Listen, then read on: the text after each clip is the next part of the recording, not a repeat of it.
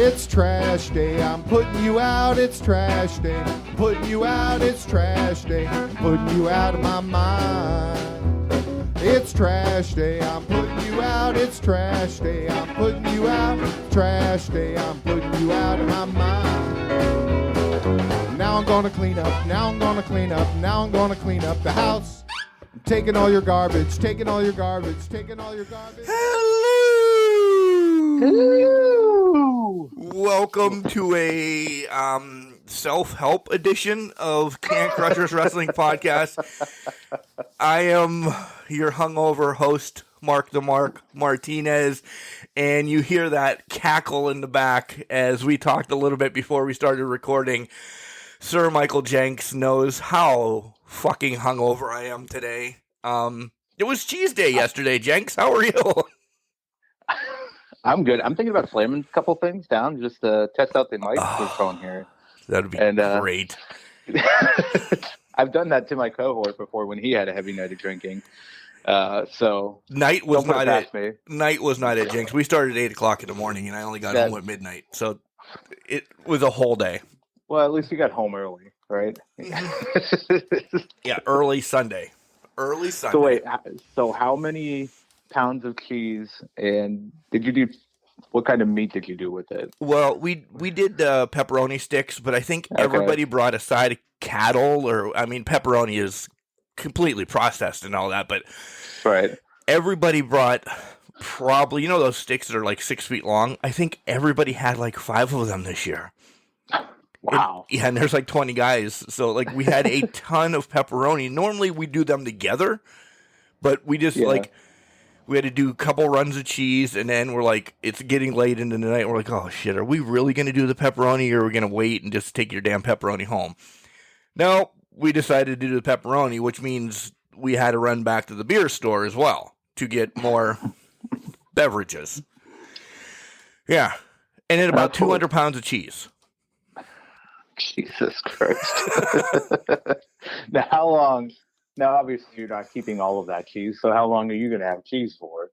I kept roughly 15 pounds. I kept a whole block of smoked jalapeno, which was supposed to be regular, just hot pepper cheese, but Mrs. Can Crusher got jalapeno instead this time, which that's fine. I kept a whole block of Cooper because that will be gone by Thanksgiving, which is Thursday.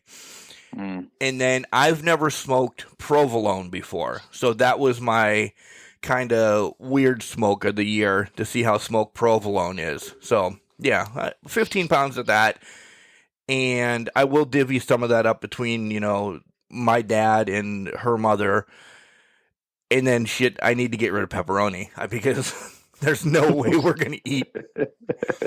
I thought, bringing 5 was going to be enough even to divvy up with the other guys.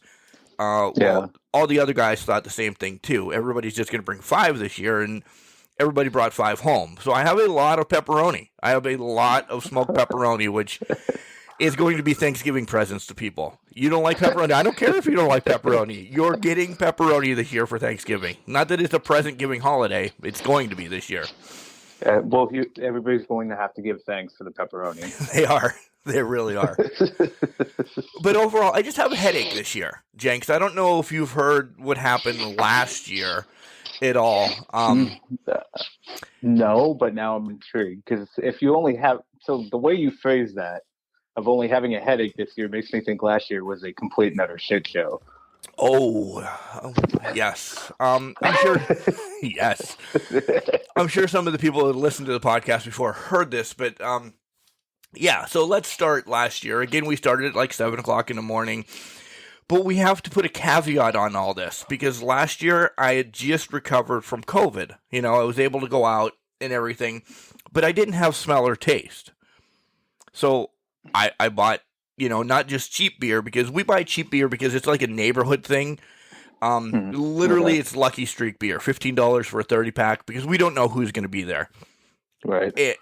And yes, I could drink a ton of Yingling or Sam's or something, but when you have 50 people's hands in and out of that, I'm not paying for a lot of beer for these people, Right. You just buy the cheap-ass beer and everybody's fine to drink it. Well, last year I thought, well, I'm finally over this, so I bought some Sam Adams. So I drank a 30-pack of Sam Adams, completely roughed up there. And remember, I don't have smell or taste, so by the time I'm on like beer 20, the guy who runs the whole show says, well, watch this. I have a puppet right in my pocket. He can take this horseradish and not taste it. No way. So I made some money. So I'm just eating every time somebody comes in later on in the night. Hey, watch what Mark can do. Boom. Spoon of horseradish in his mouth. Swallow it. Nothing. Oh. People are like, how are you doing that? I'm like, I'm immune to it. They're like, no way. I'm like, yeah. I said, I can't. I'm good tonight. So then we did Everclear. Let's swallow some of that. God. There's no taste yet again. And then he's got like moonshine. Let's try some of this. I'm pouring everything down my gullet. And I can't taste it. So now I'm getting like $20 at a crack. This is awesome. All the cheese I just bought last year has just paid for because these idiots that don't know that it was just covered from Corona think I have this fucking superhero power. Well, normally I do, have to get a ride home. Yeah. So the wife drug my ass out last year. Oh. No, literally, because I was passing out. She gets me home, I make it in the door, boom, I'm down. Literally, like, dead. All right, I stumble upstairs, I hit the bedroom, I'm down. She undresses my 250-pound body. Her and my son throw me in bed. I'm not in bed 30 seconds, and I'm back up. Like, I just got jolted by those things that you put on your chest. What is it, how they call? Yeah. Yeah, the paddles, yeah. Yeah, to run into the bathroom and just hurl a whole jar of horseradish back up. Oh. Apparently, the house smelled for another couple days of horseradish, jalapenos, Everclear, moonshine, and everything. And again, I didn't know. I get back into bed the next day, right after I threw up. Wake up the next day, and Kelly's like, "How do you feel?" I'm like, "Amazing." She's like, "Are you serious?" I'm like, "Oh, I have a headache because, alcohol is still going to do something." I just had a little headache. I threw up everything that was inside of me, and I was ready to go. Yeah. So it wouldn't absorb it. Oh, my God. Right? It didn't have time to absorb it, and everything that was in came right back out. I felt like shit. Don't get me wrong. It was a much harder headache than I have today. But... yeah, my wife was so proud of me that she had to undress me and put me to bed. But like I said, I made about $100 from, being a superhero that nobody knew that I couldn't taste or smell because of COVID. No, was that your? Is that what you kept saying back to Kelly? Was, listen, I made us $100 last night. Well, I paid. I didn't really make anything. By the time you divvy out how much I spent on cheese and pepperoni, and then going to the beer store twice, I probably still lost money. But yeah, in hand was $100 as I was throwing up, so it was a win, and we got cheese. So yeah. Yeah, see, you paid for the cheese. Yeah, I paid for the cheese. Paid you back. Oh my God. So she was like, how bad are you going to get this year? I'm like, not that bad because, the master ceremony is just taking some time off of, drinking. So I'm like, I have to be that guy. I only drank a 30-pack last night, and it wasn't, horrible. There was no moonshine, no Everclear. We did keep it on the DL. There were some other people that were completely messed up, but they're consistent, they're habitual cheese goers that just go from place to place, and that's their whole holiday thing, to get effed up at cheese places. The normals were good. We didn't pull anything extra out. We didn't even have a cigar. Like normally we have the main guy is he got a DUI a couple months ago, so he's tapped out of drinking until all that's taken care of. So yeah. Gotcha. Yeah. Other than that, it was It was much better than the beginning of the week when my computer just decided to shit the bed after like 3 interviews that I have set up for the Spotlight show, and then I had to call Apple and just cry to them. I'm assuming you didn't plan for that, right? Not at all. I normally have the update set that I have to go through them to see if I want the update to come through. I don't know. Apparently this was like Apple's mega update that just cancels anything out that you wanted. And I lost everything for the podcast. The intro, the commercials, the spots, the this, the that. I was crying. And for me to stay up on a Wednesday till like 11 o'clock to figure this out, that put my Thursday, because then I only got 5 hours of sleep. Right. That put Thursday at work like another train wreck. But I did figure it all out. We got all our spots back. Some people called in to the voicemail number, which no fans have, but at least my wrestling fans, the wrestling talent, know that, hey, man, Can Crushers is where it's at, and this is where I need to have my voice out there for the millions and thousands and hundreds of listeners that we have. So they got my back. That's good. Yeah. That is a plus. That is a plus. You've had an exciting week. I wish I could say my week was as exciting as yours, but... Yeah? Well, you did learn something this week. You know, I learned that I am not smarter than a fifth grader. That's for damn sure. My niece's school was shut down for COVID this past week. And actually, she's here this upcoming week because they were already off anyway. So the week of Thanksgiving and the holiday. They have the whole week off for Thanksgiving? Yeah, what they usually do is they have parent-teacher conferences, usually the Monday and Tuesday of the week. So they just shut down the school and have the parents come in at certain times. Obviously, meet with teachers, and that's virtual too now this year. But yeah, so she was here doing her education, and while I'm working, she's in the office with me, and I'm listening, and I'm like, I didn't know that. I didn't even know that was a thing. So yeah, there was a couple instances where I'm just sitting here like, what the hell? I was never paying attention in fifth grade, obviously. I have no idea. It's probably because I was crushing hard on one of the classmates, but that was a different story for a different time. But yeah, so that was fun this whole week. That's been pretty much the fun of the week, I think, outside of the thunder snow that we had up here in parts unknown.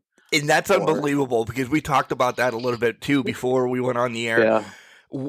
I've never heard of this, and I didn't think it could. It's like a, I don't know why, natural selection, because we're thinking about Charlotte and Becky. I didn't think it was a natural occurrence it could happen, thunder snow. So tell me more. Yeah, so this is something I don't remember as a child ever having to deal with or ever hearing about, but this has been a recent development. And it will literally be snowing out and thunder will produce. I think it was Wednesday night this week. I was sitting on the couch. Bailey was across the room with her legs spread open because she has no class sometimes when she sleeps. And all of a sudden there's a loud just boom. Not like Adam Cole was coming into the room. It was just a boom. And it was Orange Glock, probably. Then. It was Orange Glock. It sounded like Orange Glock going off. She looked, I looked, and then outside my front window, you could just see the sky light up.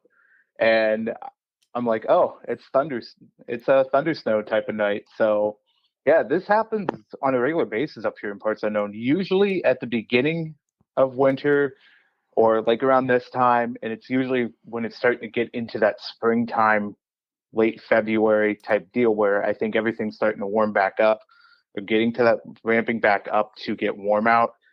That's usually when we see the thunder snow come about. So, yeah, so that was the excitement this week. That's what thunder snow is. It's just lightning and snow. That's unbelievable. Well, again, ruining everything. We talked a little bit before we went on the air about this. So It is somewhat because of there's still heat in the air then, because you're not going to get thunder snow in February when it's negative ass degrees outside. Well, yeah, but I think it also plays into snow in itself is, and I'm no meteorologist, this is just my personal observance of it, is snow itself is just rain. It's frozen rain at some capacity. Right. So it makes sense that it would come with some lightning and thunder. So it's like a storm that's just rolling through. It just happens to be during the dead-ass part of winter, or dead-ass cold, and the snow's just coming down. So I will say this, it is quite beautiful. I enjoy storms, watching stormy weather, and that it's quite beautiful watching thunder snow happen because it's a unique thing to see. I haven't seen it in like a blizzard or anything because you can't see any goddamn thing in a blizzard. But it's a unique thing to watch. I have Very to beautiful. keep my eye out for this. See if we get thunder snow, or I want to know. All right, listeners, do you get thunder snow? If you're in Montana, or is this something that happens? Or of course, there's just a weird ass thing that happens in Pennsylvania because that's what we're known for here. This stupid stuff. I would love to know too, because is this just a Pennsylvania thing and we have like Thor living up here in parts unknown, or is this just the opening of hell just happening right now? I don't know, but I'd like to know if other people have experienced this. The opening of hell is going to come from Pennsylvania. I want everybody to know that. I don't care. It is.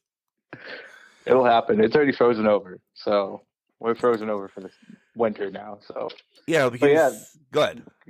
No, I was just going to say that's the excitement for my week is we have thunder, snow, and I'm dumber than a fifth grader. So yeah, because we had some weather down here that it was like 20 degrees and snowing at 5 o'clock in the morning, and then by the time we go home from work at 1, 2 o'clock, it's back up to 60, and you could have been in shorts. So literally, and that's why everybody has the pneumonia now.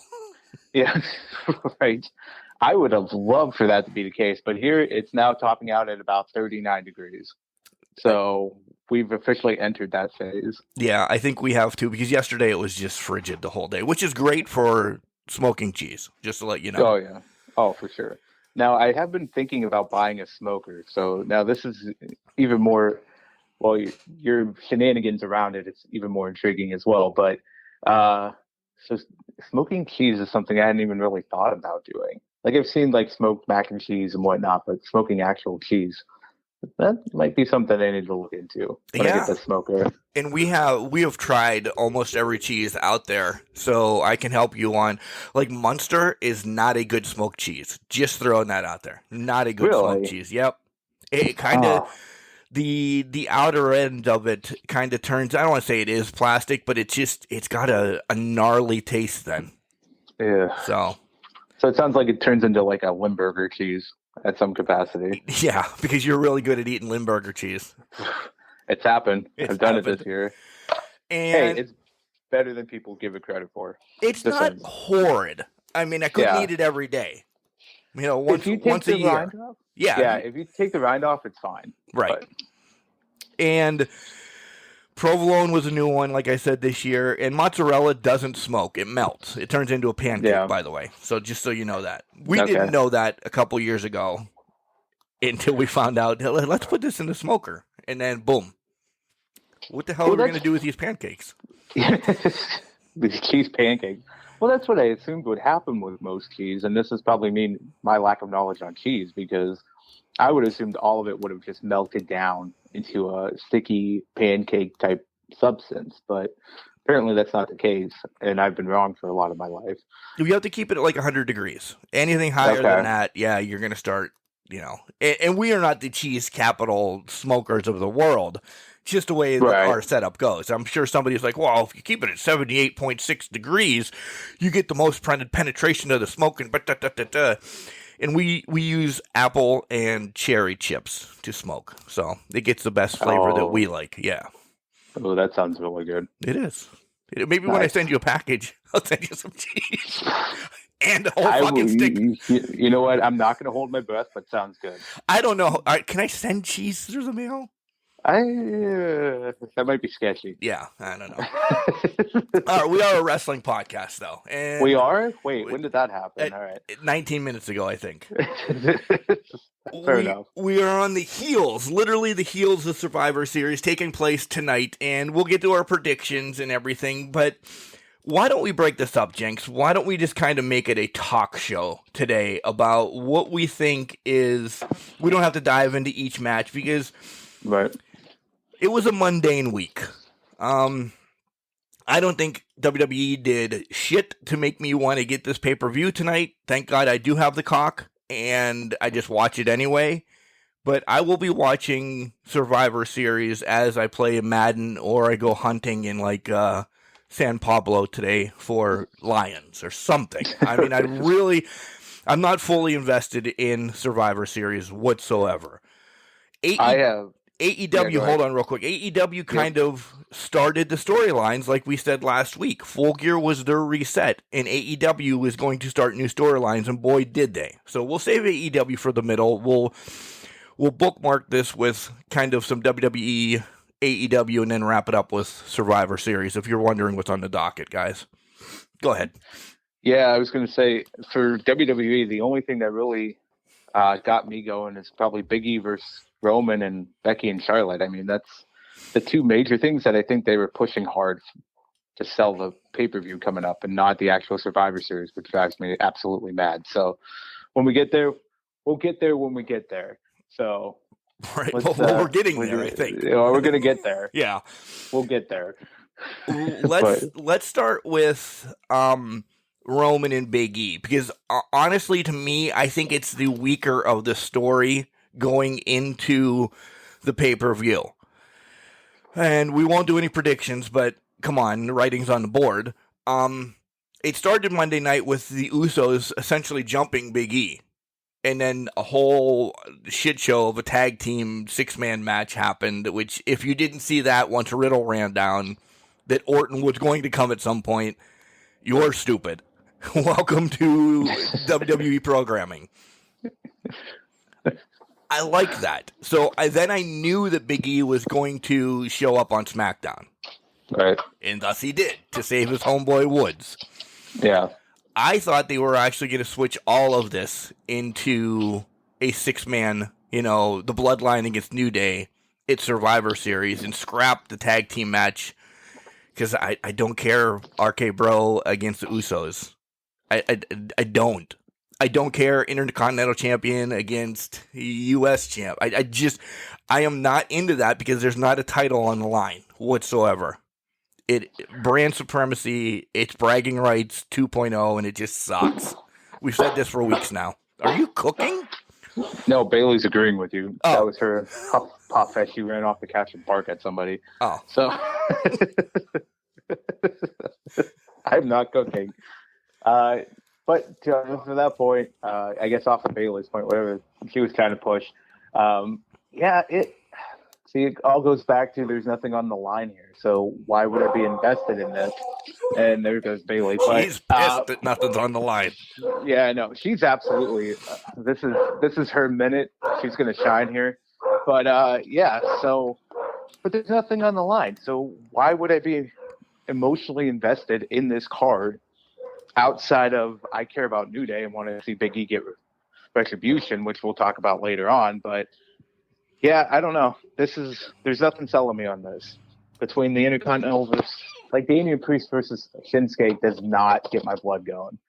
No. There's nothing there for that. RK Bro and the Usos, I'm betting, you know what, I'll save that for later. But there's nothing really there except the possibility of a good spot that comes out of it. That's a great point. That's a great point that we're gonna remember if we remember this pay-per-view for spots, right? Not finales, not anything that happens. Yeah. So I don't know. It's gonna be okay this week. Big E versus. I kind of saw this coming when the whole Xavier was trying to get them to bend the knee to him. It seemed like it was getting to that point, and that's how they were going to work Big E into it to save the New Day. I wouldn't be surprised if Kofi comes back tonight. They said he had a sprain, I think, MCL or whatever it was. Yeah. But I could see Kofi coming back as like a surprise or something to take people out. But yeah, to your point, it's the weaker of the two builds. And then Woods is thrown into the makeshift men's team as well. So I thought, that's why I kind of thought if they just scrap anything that they want to do, at least the Bloodline and New Day together, there's a story there at least. Yeah. Well, yeah, and it's two factions going to war. They did that. I don't remember what year, but it was the Shield versus New Day. Yeah.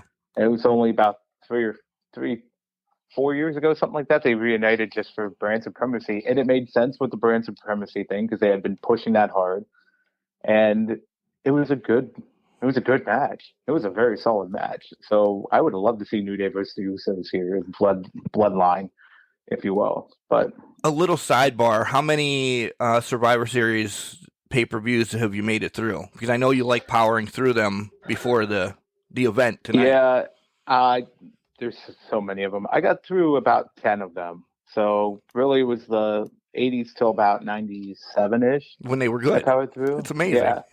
Yeah. So I did pretty good. So I made it to the Attitude Era. So I guess maybe next year I'll pick up Attitude Era to maybe 2007 or something like that.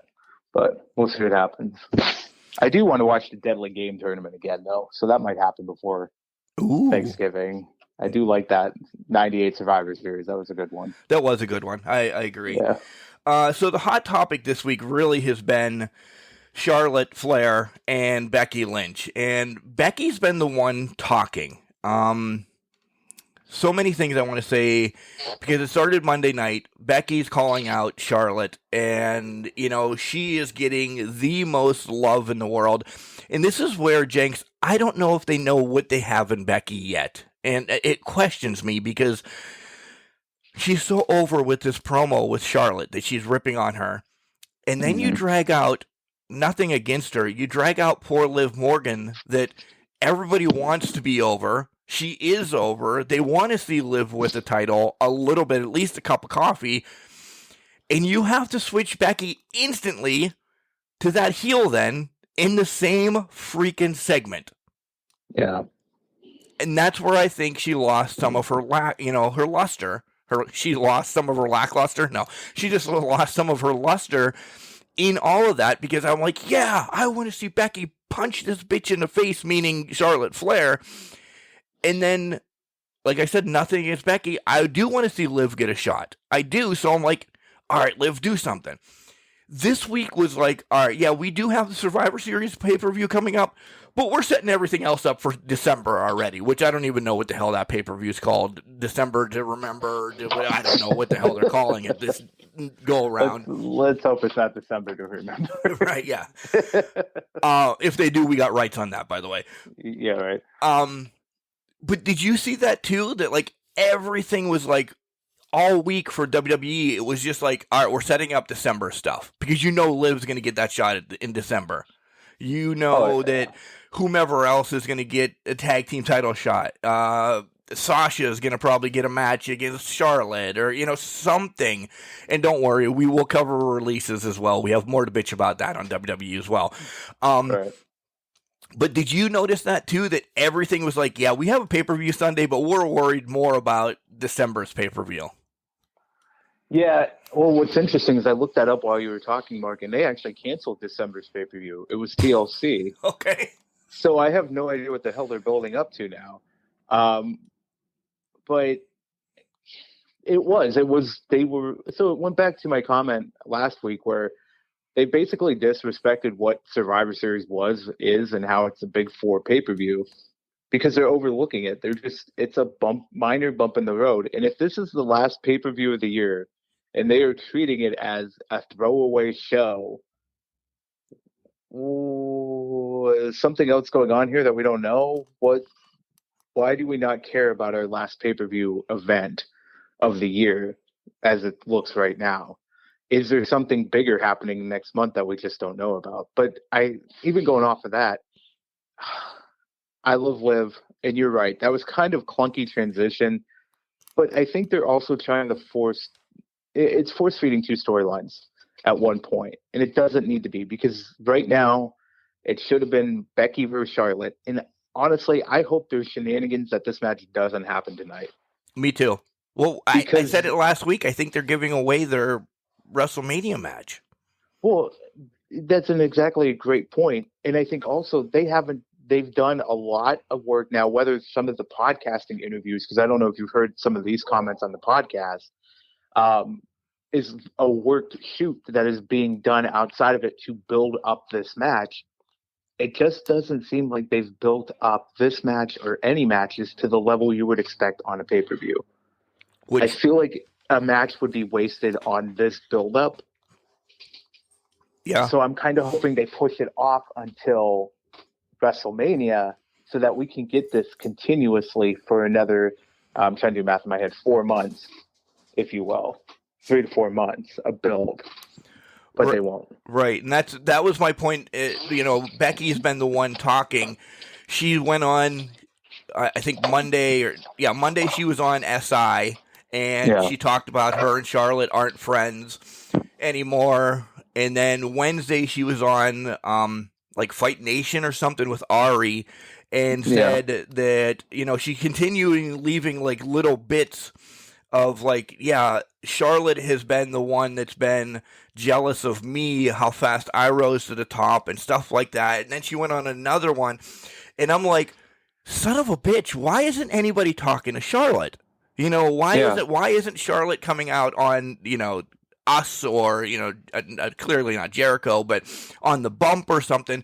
Why isn't Charlotte speaking this whole week? The only time she spoke was then Friday night on SmackDown, where she said a little bit, but she really didn't dive into it like Becky's been. So I'm wondering, are they still trying to make Becky the bad guy, putting the wedge? Becky's just not going to be the bad guy of this storyline because you force-fed us Charlotte 13 times already in, I always think it's only been 5 years, but it's been what now, 7, 8? Something like that, yeah. Yeah, you just force-fed us, and nothing against Charlotte. I think she's uber athletic, but come on. She is the one that you built the company around. And we've heard the last couple of weeks that she is not in good graces in the backstage. But I almost think now this is all a shoot, Jenks. I really think it is. You think so? The Becky and Charlotte thing, I think, is a complete shoot. Is a work. Is a work. Right. I think the shoot part of it, meaning the real part of it, I think Flair is in bad graces because Rick has come out and said random shit this week, and Andrade is tweeting again. I don't think you see Charlotte in the WWE once her contract is done. And Vince is going to try giving her everything she wants. I just think there needs to be a freshen up for Charlotte. And I think if it's AE-dubs, it's AE-dubs because sometimes you just need stuff. Who else can Charlotte fight with in WWE? She's worked with everybody there and has, I don't want to say buried them, but essentially buried them. Yeah. She needs something new. Have it be Britt or Deanna or Chelsea. And those guys are all hanging out somewhere else, and they are not going to WWE. Right. So now the scenario plays in my head where I don't know when Charlotte's contract's up. I could probably see if there's some stuff out there on the interweb about it. But Mark, do you think they try to pull a screw job tonight? With what though? There's no title on the line. But here's the thing: you screw Charlotte. Do they release her? I don't think Vince is throwing everything at her. If this is truly a rift in the sand and a truly falling out between the two, do they just screw her over and send her on her way? That's unbelievable that you thought of that. I would just think Vince would be like, get the title off of her and then bury her. But I think Charlotte, and again, I don't know her personally, I don't think she'd want to take when you're close to your contract coming out, you lose, a.k.a. Kevin Owens. Your contract's almost out, you just get buried, because that's what he wants to do. If she comes out as Ashley Flair in AEW, because I'm pretty sure she can't be Charlotte, people are going to know who she is. She's going to have her dad by her side. I don't think no matter what you do to her when she does leave WWE, you're not going to hurt her. The release would make sense, because then, guess what? She's missing in action for 90 days. Yeah. Holy shit. I didn't even think of that. And then to get a release by herself. Because look at the releases, and great segue, because we'll talk about them here shortly.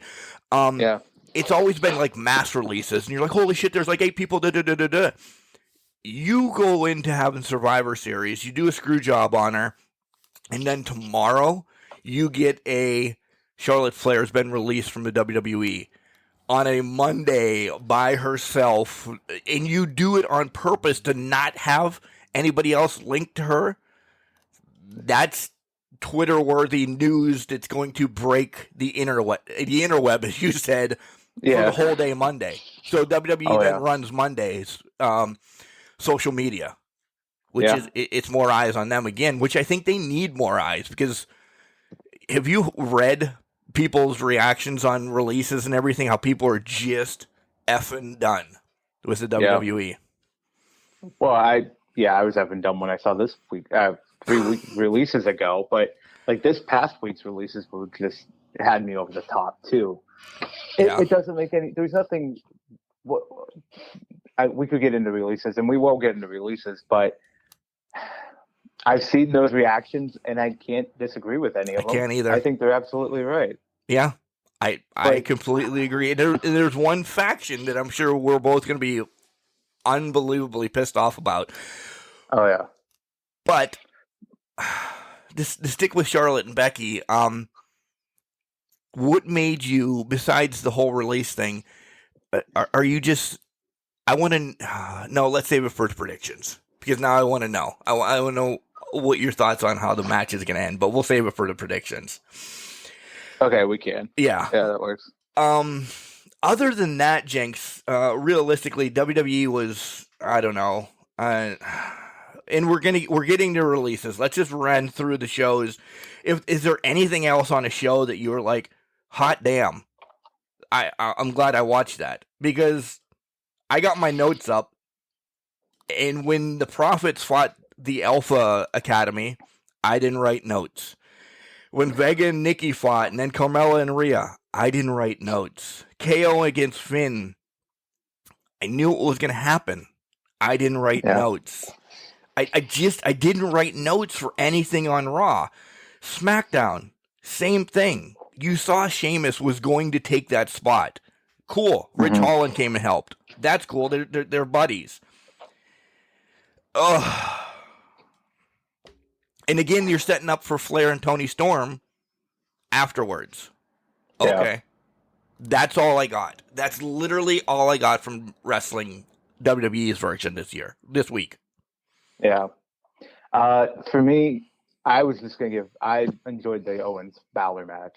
It was good. Yeah, I agree. So that I love that match. You're right. You could see what was going to happen, but I love it. I do love that the old KO, the evil KO, the heel KO is back, seemingly. So I'll be interested to see how that goes going forward.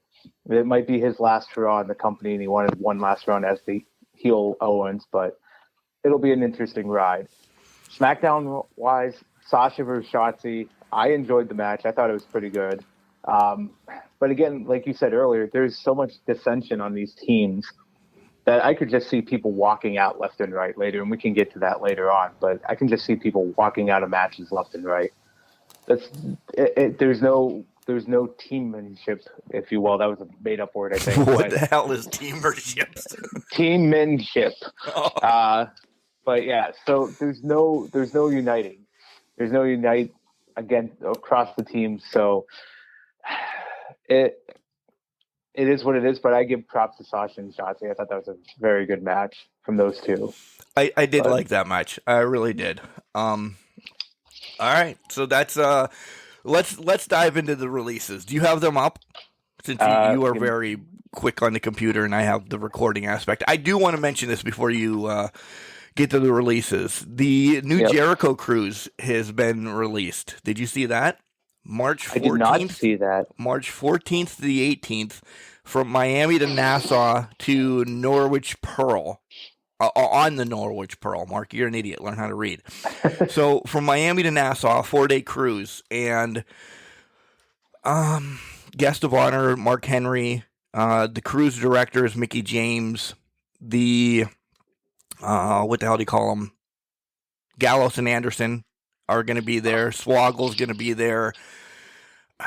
It's an older. I'll put it this way. You don't see a lot of AEW peeps on this one. You got Mick Foley, you got Aldis, you have Ming, Mike Rotundo, Beefcake, Dan Lambert, Jordan Grace, Gresham, Brian Myers, Matt Cardona.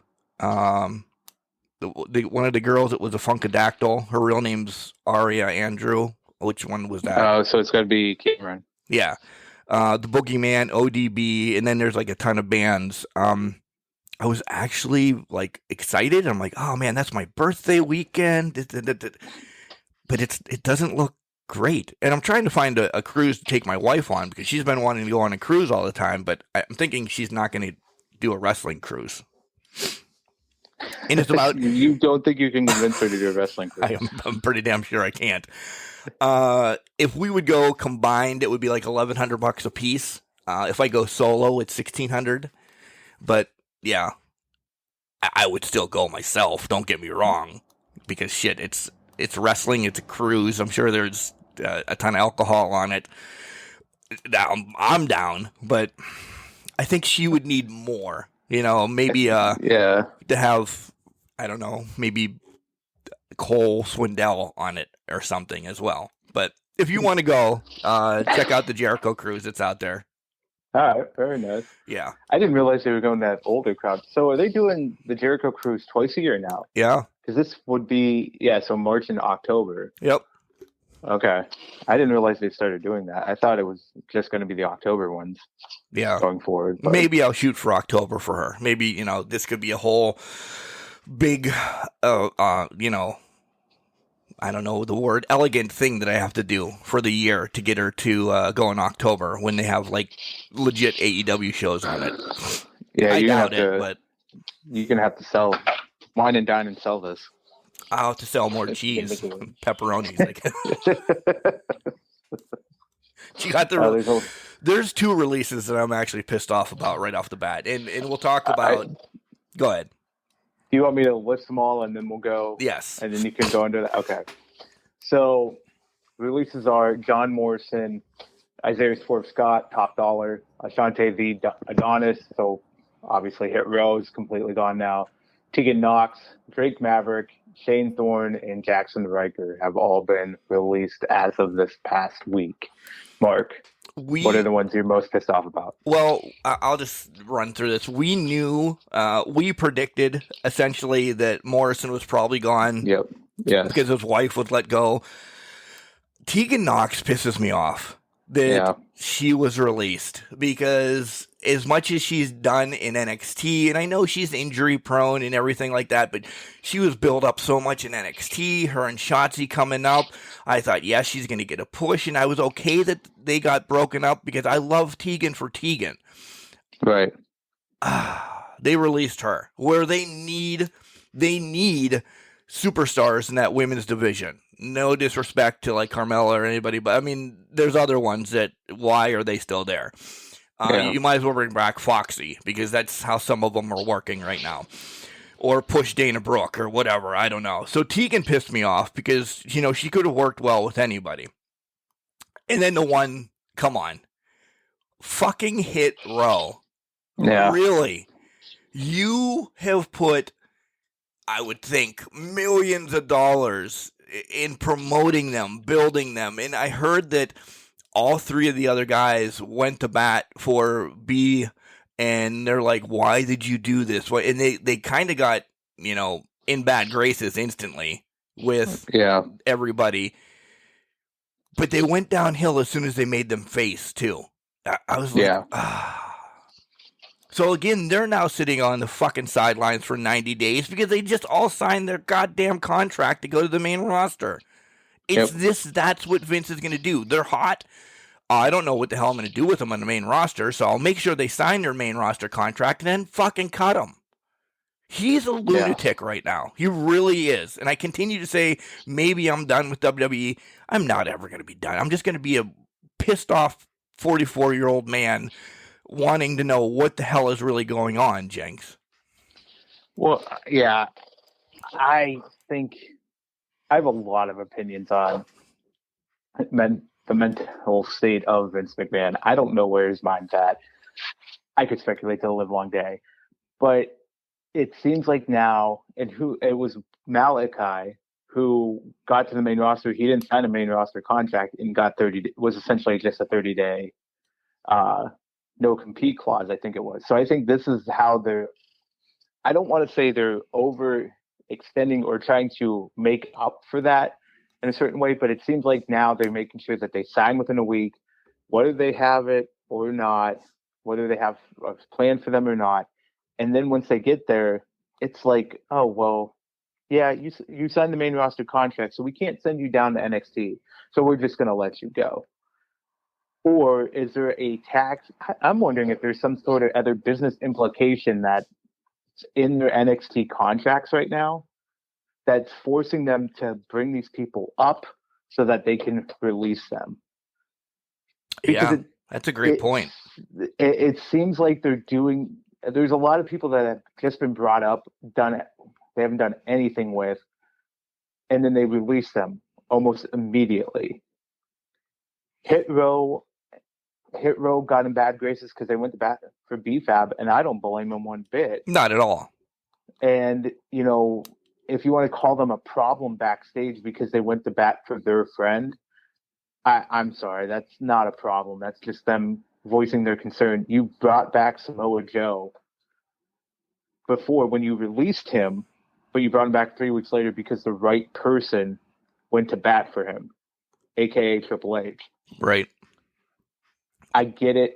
They're not the veterans on the roster, so they don't have the voice. But if they're going around trying to find that voice, that veteran voice to help their cause, I don't blame one bit. And if you're going to consider that they're bad for the company, they were bad backstage because of this, I don't buy that one bit. That's just them being very unsupportive of their independent contractors, if you will. I hate that phrase. I do too. It. That's why I said it was so much disgust. Tegan Knox. Yeah, you're right. They need depth on the women's roster, and Tegan would have fit that.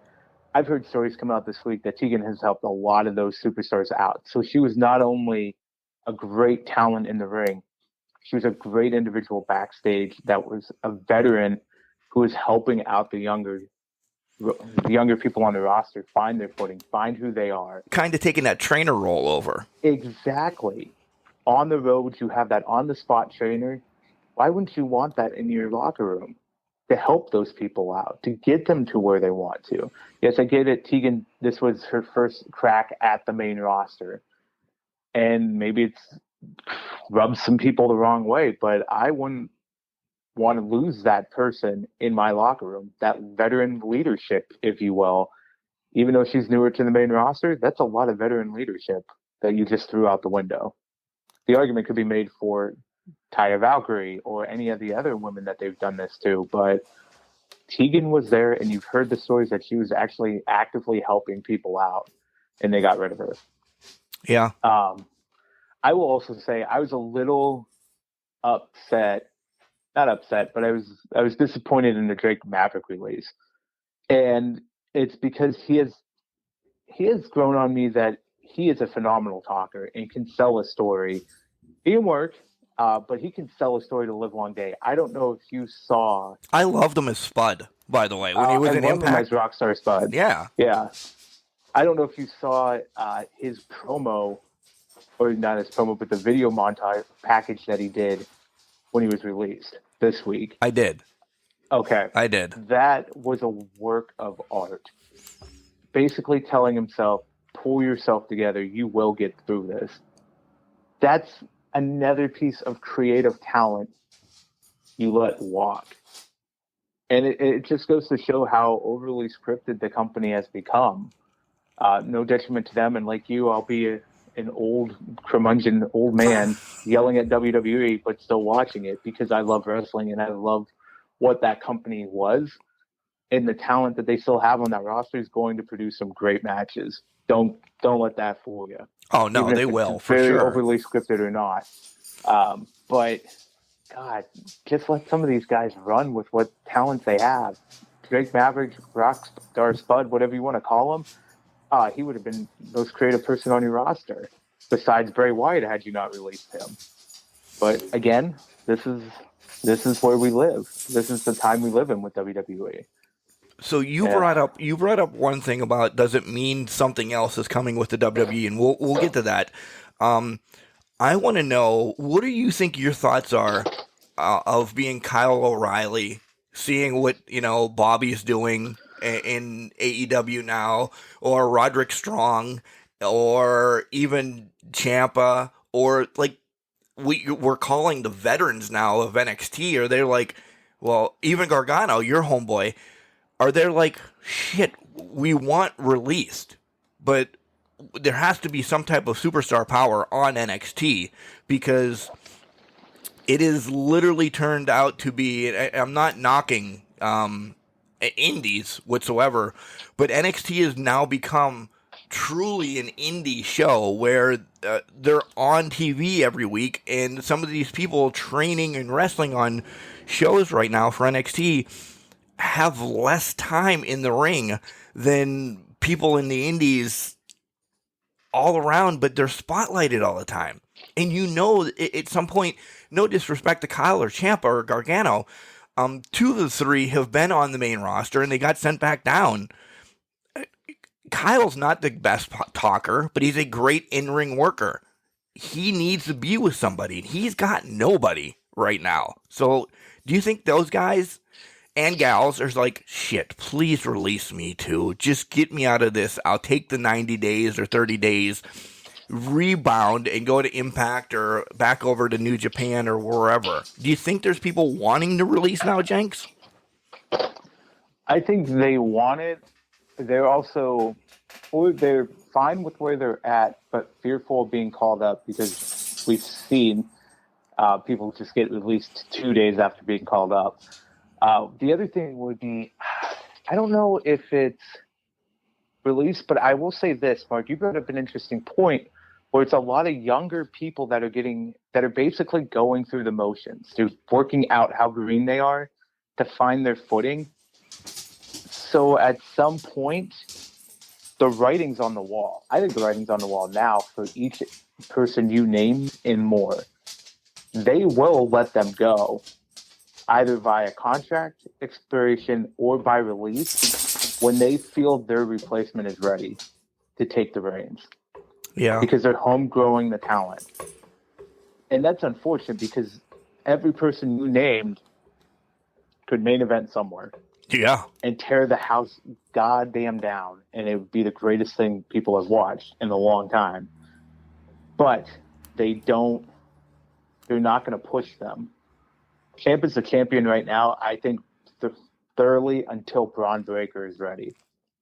And how long is that? I know that's a rhetorical question. I know, yeah. How long do you let him, or does he fall out of, because right now he is the one that is in the good graces of Vince and all those schlodes right now. Yeah. What happens if he does something and turns into Braun Strowman, who pisses you off because now he feels he's slighted in some sort? Yeah. Well, and I think that's one reason they've driven to more of this. We need homegrown talent. We need people that don't have the ego yet to know better, because we can then mold them to what we want. I think that's the mentality here, if we go play that route. Touche. And people like Ciampa, people like Gargano, they've seen success outside of WWE before. They know what they're worth. They know who they are. They don't need WWE to validate that. They can be there and be that big fish, or be that fish in that pond. But they know their worth, and they know what they can sell for, so they can have that ego. I think that's why we're seeing this transition of Vince wants more control, because he wants to control almost manipulate how people's egos are fed. Manipulate might be too strong a word, but no, I that's think a perfect kind of word. Thing. Yeah. One more question about WWE in general, and I'll bring this up, is the dogs are now going to start having a wrestling match in the studio, because I'm the only one home. Braun Breaker, he's got a pedigree, no pun, but pun anyway, that is out there. His dad is Rick Steiner. His uncle is Scott Steiner. Why did they pick there? Because they know that at any moment he could be tossed to the side. He could have went, and I'm saying OVW or FGW or, someplace to get his feet wet and then be a mega indie star, because he's legit trained by his uncle and his dad. He doesn't need the performance center. He just needs more work.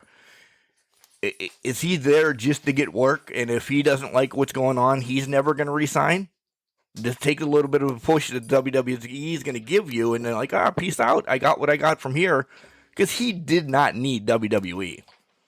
No, I was actually kind of surprised that they got him, to be honest, with the Steiners, and knowing Scott's not a big WWE person to begin with, or at least certain people within the company. Right. So I'm surprised that he even ended up in the WWE to begin with. But you're right. I think you're absolutely right. He could just be cutting his teeth and getting it in there to build himself up, and he can go elsewhere. He can go to Impact. He just went to the Performance Center to get that probably top-notch training and wisdom from a top-notch wrestling facility, and then could just go on after that. Yeah. Because he doesn't need it. He doesn't need NXT. No, not at all. No, God, no. All right, so we'll put a bookmark on WWE as we'll do our Survivor Series wonderful predictions in segment number 3. But let's take a break here, Jenks, and cover some AEW in the second segment. Probably not going to be that long. 2 shows, as they did some stuff, but nothing over the edge, or whatever you want to call, right? Over the top, yeah. Over the top? Yeah, over the top. Maybe we should watch that today. No, not that they're a sponsor yet, but I signed up for Title Match Network, $9.99 a month. I'm going to go watch some documentaries and some indie wrestling. I wanted to see Dave LaGreca, actually, from Busted Open, get his ass kicked by Thunder Rosa that happened last night. So that's why I bought it. That's a good call. Also, WrestleCade. If you know about WrestleCade, they put a lot of matches on. Next week is WrestleCade in Winston-Salem, and Title Match Network is going to be down there pretty much showcasing everything. So I saved probably about $1,000. So there you go. There's $1,000 for my Jericho cruise. There you go. So you're building it right back up. Yeah. Let's tell you about Collar and Elbow hats, hoodies, tees, all that sweet-ass shit that Al Snow has, and we have a promo code. It's Can Crushers, all one word, capital C in Can, capital C in Crushers. You save 10%. Don't forget to head over to our website as well, buy some of our merch, and yeah, you know all this. Mark's got a headache, so short on the advertisements this week. Here comes Al Snow. When we come back, we're diving into AEW and something I didn't know I wanted, Jenks, but we're getting it sooner than I thought. Oh, okay. Wrestling. A love and a passion we all share. I've started a wrestling brand. The wrestling brand. A brand founded on the aspects of wrestling. 2 entities working together to create a product that connects emotionally for people everywhere. Collar and Elbow is the brand. Passion and love for wrestling is the drive. I am Al Snow, and this is Collar and Elbow, the wrestling brand.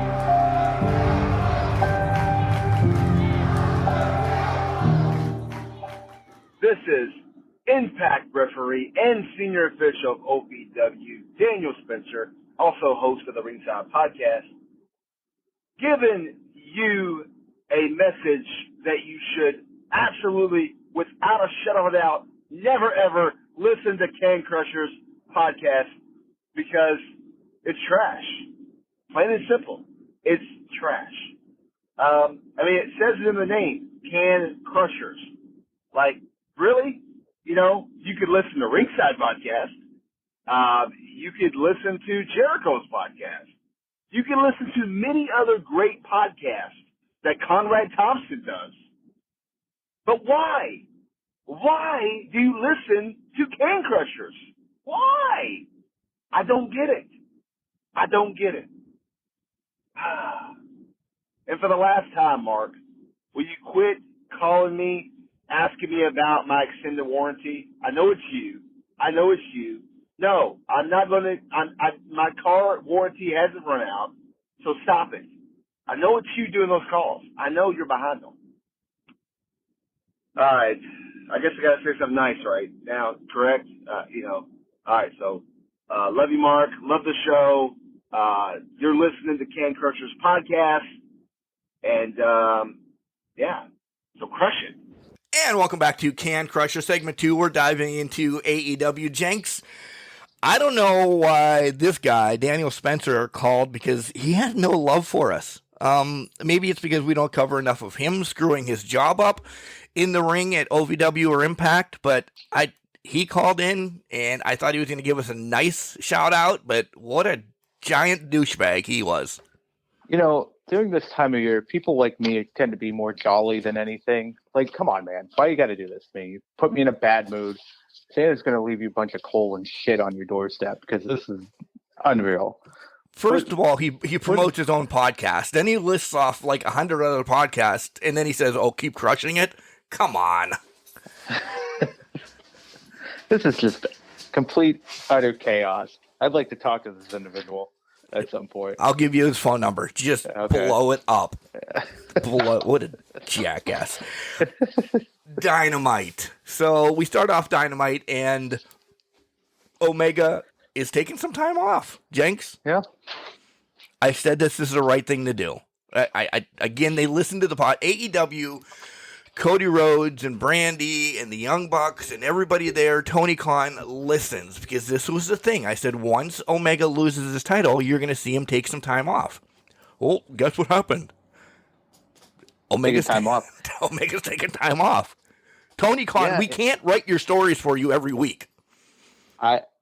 I'll say this. If you want me to, I would love to discuss contract terms. Right. Or get us on the books. Yeah, get us on the books. But hey, during that, when we learned that Omega was taking time off, what did you think of him kind of throwing a little bit of shade at Adam Cole? Oh, I think that's going to set up an amazing match when he returns, is what I think. I think so too. I think there's a little bit of a division there that we're going to see play out when he returns, and I kind of like this now. I do. I hope he's gone, and I don't mean this, mean. I hope he's gone for 2 months or so. Not just he's back next week. No, I want Omega gone to freshen up, because he deserves that big pop when he returns. Like, Cole is going to take the Bucks and just make them these son of a bitches again. And he's got Fish in with them a little bit. I want to see this, not, Undisputed Era 2.0 or anything, but I want to see this, the Super Click, 5.6 or, some random ass number that makes them the worst bastards in wrestling. And Omega doesn't like being that bad, I think, when he comes back. I agree with that. He only likes being as bad as screwing up the barbed wire death match. Right. Floating ring match. That's his level. The next segment that we saw then, Jenks, is a little bit of a tease of what I said before we went to a break, but not the major tease. I didn't know we were getting to heel Daniel Bryan this fast, and I love it. I didn't know that either, but he was full go on this whole heel gimmick, and I agree. I love the shit out of it. He's poking and prodding Daniel Bryan is a fascinating character to watch. Yeah. And I like Jenks. I don't think we're going to get a Daniel Bryan Adam Page match until, what is it, Resolution? Is that Revolution, or what the hell is their next one in February? Yeah, Revolution. Yeah. Revolution, yeah. Because figure this out. If he's going to run through the whole gauntlet of the Dark Order, starting, well, he took care of Evil Uno, but he's got Colt. And then, throw some tag matches in there for a little bit. This is a 3-month storyline. And I'm invested that he's got to go through Alan Angels. Okay, he looked good against Omega. Let's see what he does against Daniel Bryan. I want to see what he does against Johnny Hungy and the rest of those guys. We know where we're going with this storyline. Yes, it's going to happen, and I believe that Daniel Bryan already is going to take the title from from Adam Page. Yeah. And I'm all right with that, especially with him being a bastard. Right. But it's going to be a honeymoon title reign, and that's about it. Yeah. Yeah. Exactly. And it's a 2-3 month storyline. He's got to run through these schmucks of his, which I love the Dark Order. But Adam's going to need somebody. Daniel's going to need. There's going to be a long process of this, and I think it's, again, beautiful. Yep. I love it. And I want to see, there's so many matches in that I'm kind of hyped to see. You brought up Alan Angels and Johnny Hungy. What about 10? That would be a fascinating match, I think. We're looking at what's next. Cole Cabana's next week in Chicago. Is there a bastard beatdown coming on? Not to infringe on Pac's gimmick, but is Daniel Bryan just going to completely annihilate and embarrass Cole Cabana in Chicago to fully put over this heel character? That's the question that left it open for me.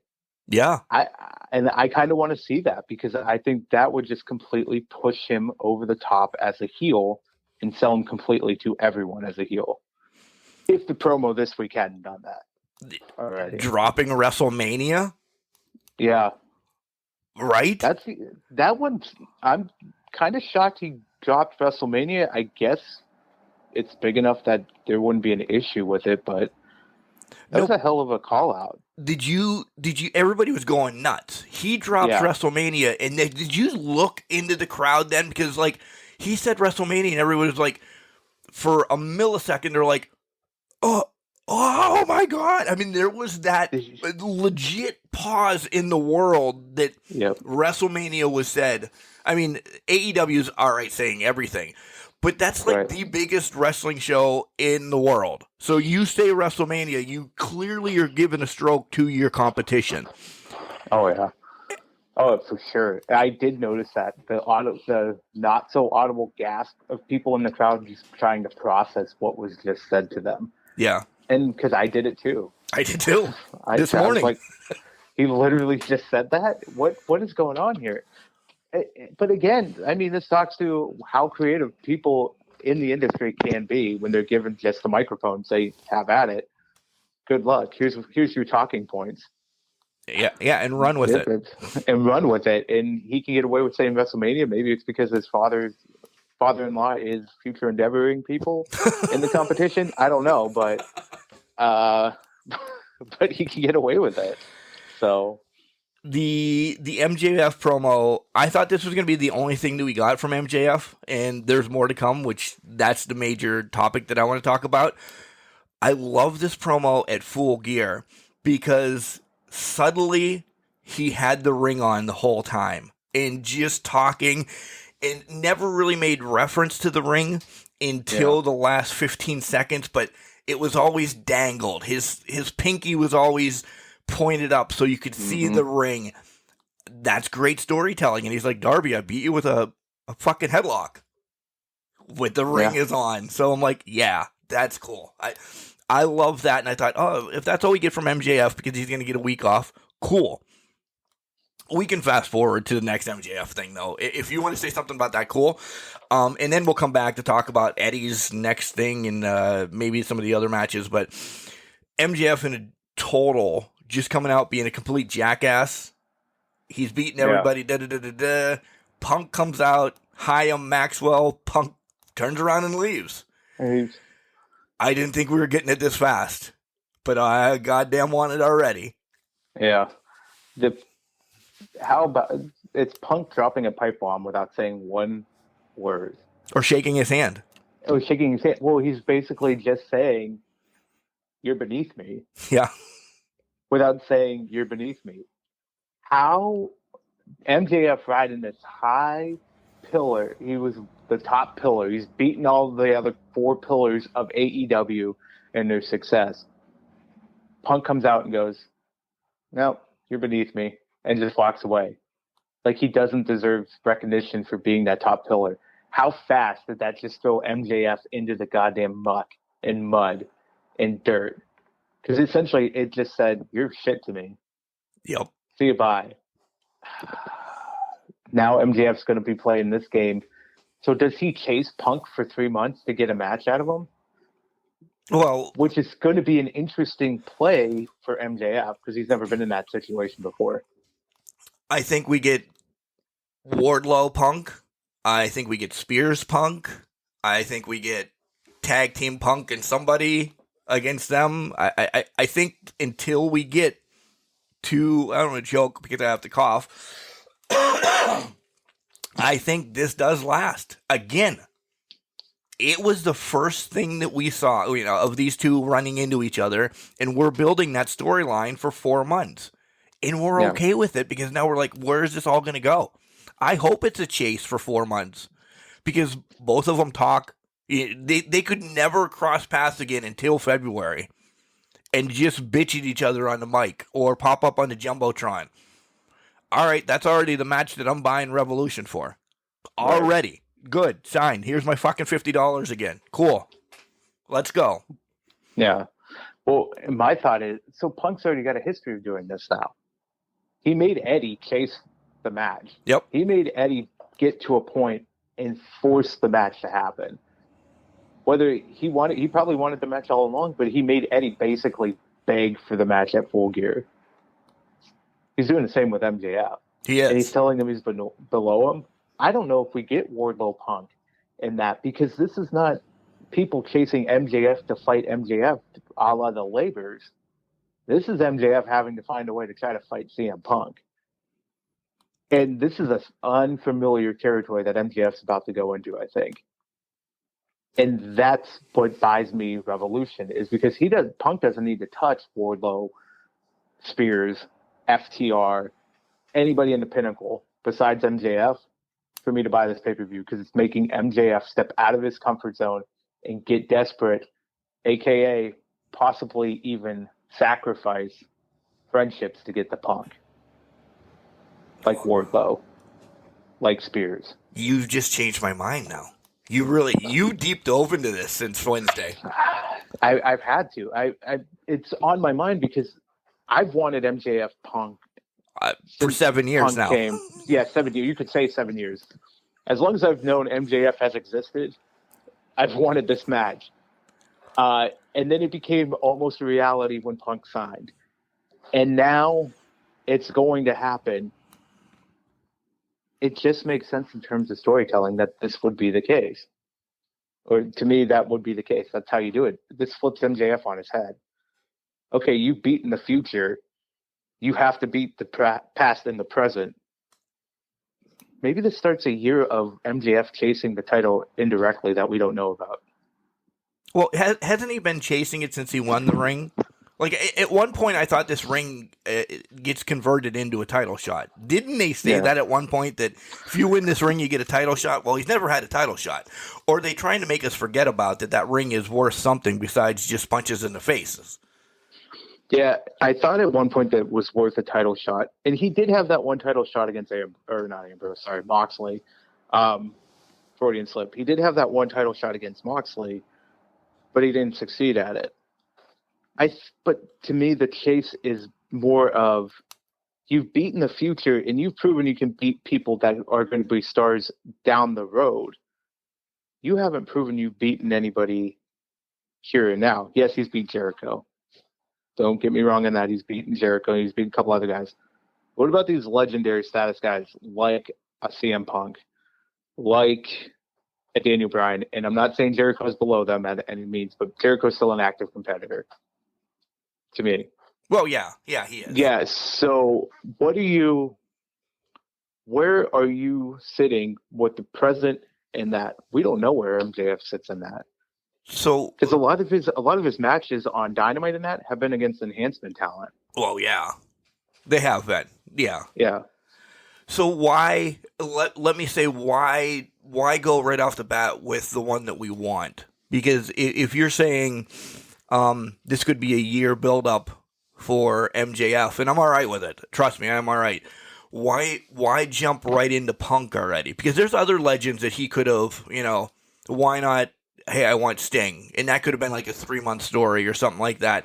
Because I think as a wrestling fan, I'll speak for me, you, others, two great talkers, unlike us today, because I have a headache and still hungover, and you're just having Freudian slips. Yeah. He could attack other people for a while, or do this or do that, or yes, have the chase like you said, but holy shit, they're giving us all the one we want right now. Right. Or do we want MJF, Daniel Bryan, and we're just dealing with Punk and MJF right now? Or there's just so many, and I hate saying the dream match thing, but there's so many dream matches that I don't know that I want until they tease me that it's coming. Yeah. If you made sense of that, good. Well, I did. Okay. Let's go back to your Sting comment. Why are we not getting MJF Sting as a legend match? That's a great question. In my mind, it did more for MJF to attack Sting and embarrass Sting in the middle of the ring to set up the Darby match than it would just having an actual match with Sting. Touché. Because the Punk thing, however, that makes a lot of sense to me right now, because Punk is essentially that big mega star, whether you want to call him that or not.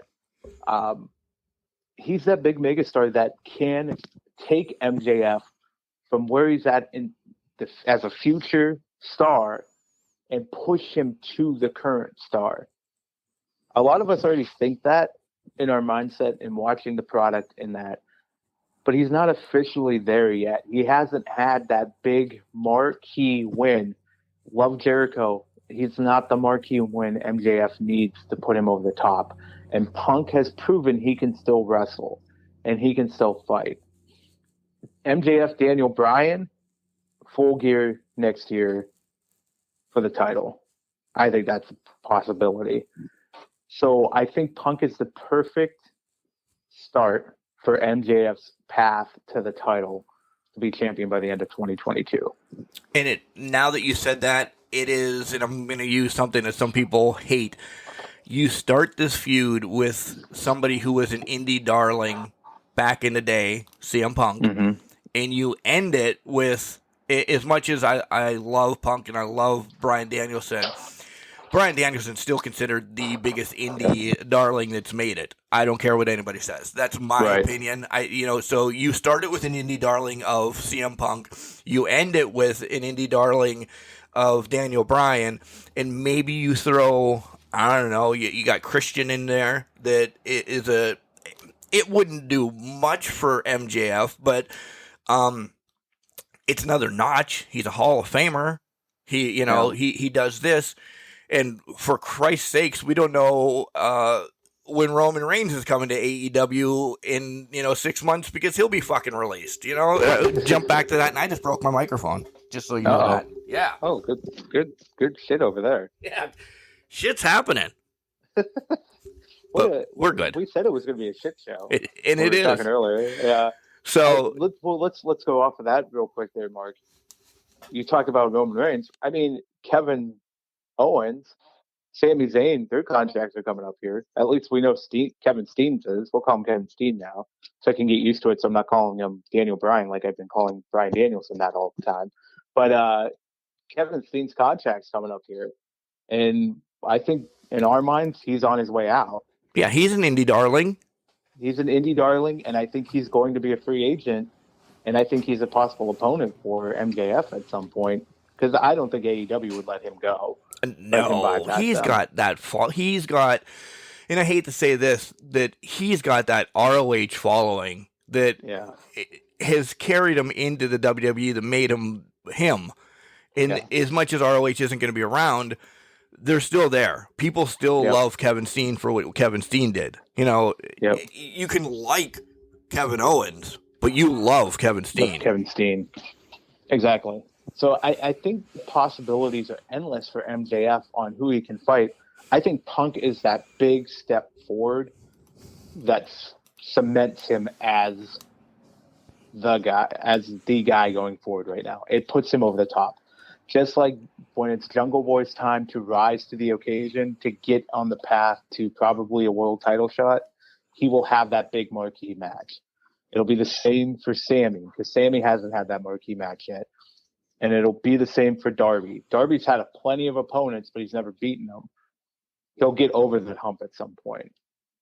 Yeah. These guys are going to have those marquee matches at some point to elevate them and put the company in fast forward for the future. And I think MJF's the first recipient of that with this Punk match. Well said. Cody Rhodes came out this week earlier and said he's got probably 3 more years of being a full-time, and we'll jump back into Dynamite and Rampage, but this one just popped into my head too. Cody comes out and says, hey, I got probably 3 more years of being a full-time wrestler, which no knock, Cody, but I don't think you are a full-time wrestler right now. You show up for I'm not saying you're John Cena or The Undertaker or anything like that, because you do pop up on Dynamite, but your matches are only quick and simple, and then you have your big match on a pay-per-view. I don't consider you a full-time wrestler right now, Cody, and you have a lot of other stuff in your pocket that you're doing. So, right. Cool. I just wanted to bring that up and see what your thoughts of Cody saying that. Anything? Yeah, I mean, kudos to him. I would agree that he's more of a big match name, and there's nothing wrong with that. Cody Rhodes is a big name in AEW. Yes, technically because he's the EVP, but he's a big match person, and if he's 2-3 years out, that's fine. But I think we're on to something. He shows up when it starts getting crunch time for the pay-per-views to build up a match for himself, and that's nothing wrong with that. That's just the way business works. And we talked about it, I think, last month, where we liked about AEW is that guys don't need to show up every week to still be over, and people still love them. They can show up once every couple weeks on Dynamite or on Rampage. They can be on Dark and that, but people still love them and they still take into account. And I think that's where Cody Rhodes is at in his career right now. But I think he's at the veteran leader stance right now of, you're not a full-time competitor, and that's okay because you're the veteran. Be there for the guys, help support them, help build up the brand. Just know when it's time to step away, put somebody over to put them on the fast track. And I think that could be one of the pillars when that 3 years comes. Yeah. So that essentially brings us to the FTR Andrade Malachi against Cody and all of his glorious people that he's going to bring out. But, you know, the promo was cool. Yeah. But Telly finally calls out Arn. Essentially calls out Arn and says, hey, I probably have one more in me. Again, we said this 2 months ago when they started teasing it. I don't know how much Arn is going to be able to do with his arm. Just let him roll around. To see these two go at it one more time, again, nostalgia. Let it be a 5-minute match. I don't care if the Glock comes out until he's done. Cool. Put him in the ring. Make it a 10-man match so they can have a spot in this 8-man thing that they're doing. This is like one of the Survivor Series matches that's not happening, that's going to happen on AEW that I want to see. Let it happen. Now, if they made this an elimination match, I'd love every minute of it. I don't think they would. But I want to see Arn Anderson throw another spine buster. That's me. But is this where Ric Flair just shows up randomly? Yeah.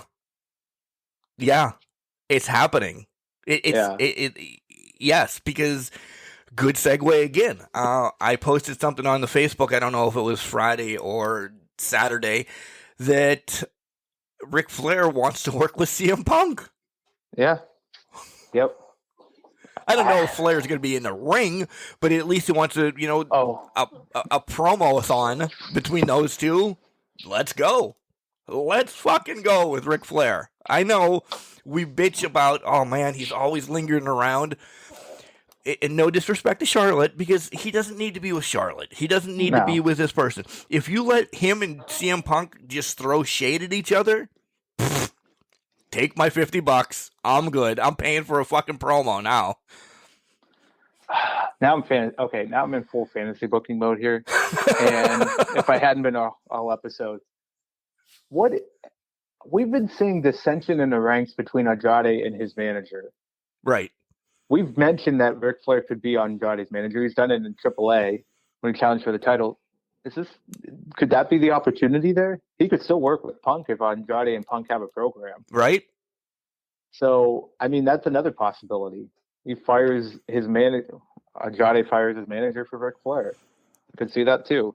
The possibilities are endless. And I would love to see a promo between Flair and Punk, and Flair can be at his 100%. Whatever he wants to say, he can say. But we're going to have to see. Yeah. Seeing is believing, I think, now in the world of professional wrestling. Well, there's our title, because you've come up with seeing is believing. That's what the title of the show is. Other matches that happened on Dynamite, Nyla and Shida was good, but of course, you kind of predicted for the last couple weeks that this is going to be a long-running story with Shida and Deeb. Essentially, Deeb cost Shida the match. I mean, it took longer than I thought. I thought, boom, she's going to come in the ring and get pinned. Yeah. No, she got, the octopus hold, or what the hell, the muffler? What the hell? Yeah, they called it the muffler. Yeah. All right. Yeah. So it's the muffler, and kind of ripped her knee out. But Deeb started that. All right. At least we got past this 50-win thing, and now that they just don't fucking like each other. Cool. Well, that's a great storyline. They don't like each other. But wait, did we get past it? Because they put the graphic up of Nyla was only one win away from Shida. Oh, I didn't even see that. You didn't see that? No. Beginning of the match, Nyla was 51 or 50. Shida was 51 wins, all-time wins for the women. And now Nyla tied her. Oh, we didn't get past that then. All right, we didn't. I think, now I personally like this because I thought it was going to be just a storyline type kickoff point and it would never be brought up again. But now they're harping on it with Nyla chasing Shida. And they actually brought it up, I think, in Jungle Boy, during a Jungle Boy match recently. I don't know if it was this week or last, where they brought up that he was the first to 60 wins or something like that. So they're making it a point to bring up the win totals of these individuals and these competitors. So I kind of like that they're doing it across the board. Yeah. And Shida's was the only one that they just did a plaque for the sake of that match, it seems like. Yeah, why does Shida get a plaque at 50, but Jungle Boy has 60 and he got nothing? I don't know. I'd be pissed. Yeah, I would be too. Even though that plaque was made of like hard sugar candy, that it was. Match of the night, Jenks. Though Jay Lethal and Sammy. I love how Sammy had to gut himself through this match because his ribs were broken, torn inside out, and then he gets just a quick win at the end. I would have been all right. As much as I have a man crush on Sammy, I would have been all right if Jay Lethal would have won that TNT championship on his first match with AEW. Because he had the best woo-off with Ric Flair in life. So oh my God. If you let him do that and let Jay Lethal be Jay Lethal, he can run too. He's that mid-card type of thing with Sammy and everybody that they could have had a great feud back and forth for this title. Yep. Yeah, and I really hope this doesn't push Jay to like just obscurity on the card. I think this was a big signing for them. Obviously, they did it on the pay-per-view. So I'm hoping they run with him a lot. But I was kind of surprised Sammy won this match. I thought they'd give Lethal the rub and give him the title right here. So was I disappointed? Absolutely not. This was actually a very good match, and I'm perfectly fine with Sammy keeping the title. But I kind of assumed Lethal was going to take it. I would have lost a bet on that. Yeah. Yeah, I said during the match, I was like, oh, all right, they're going to give it to Lethal right off the bat. All right, that's cool. Yeah.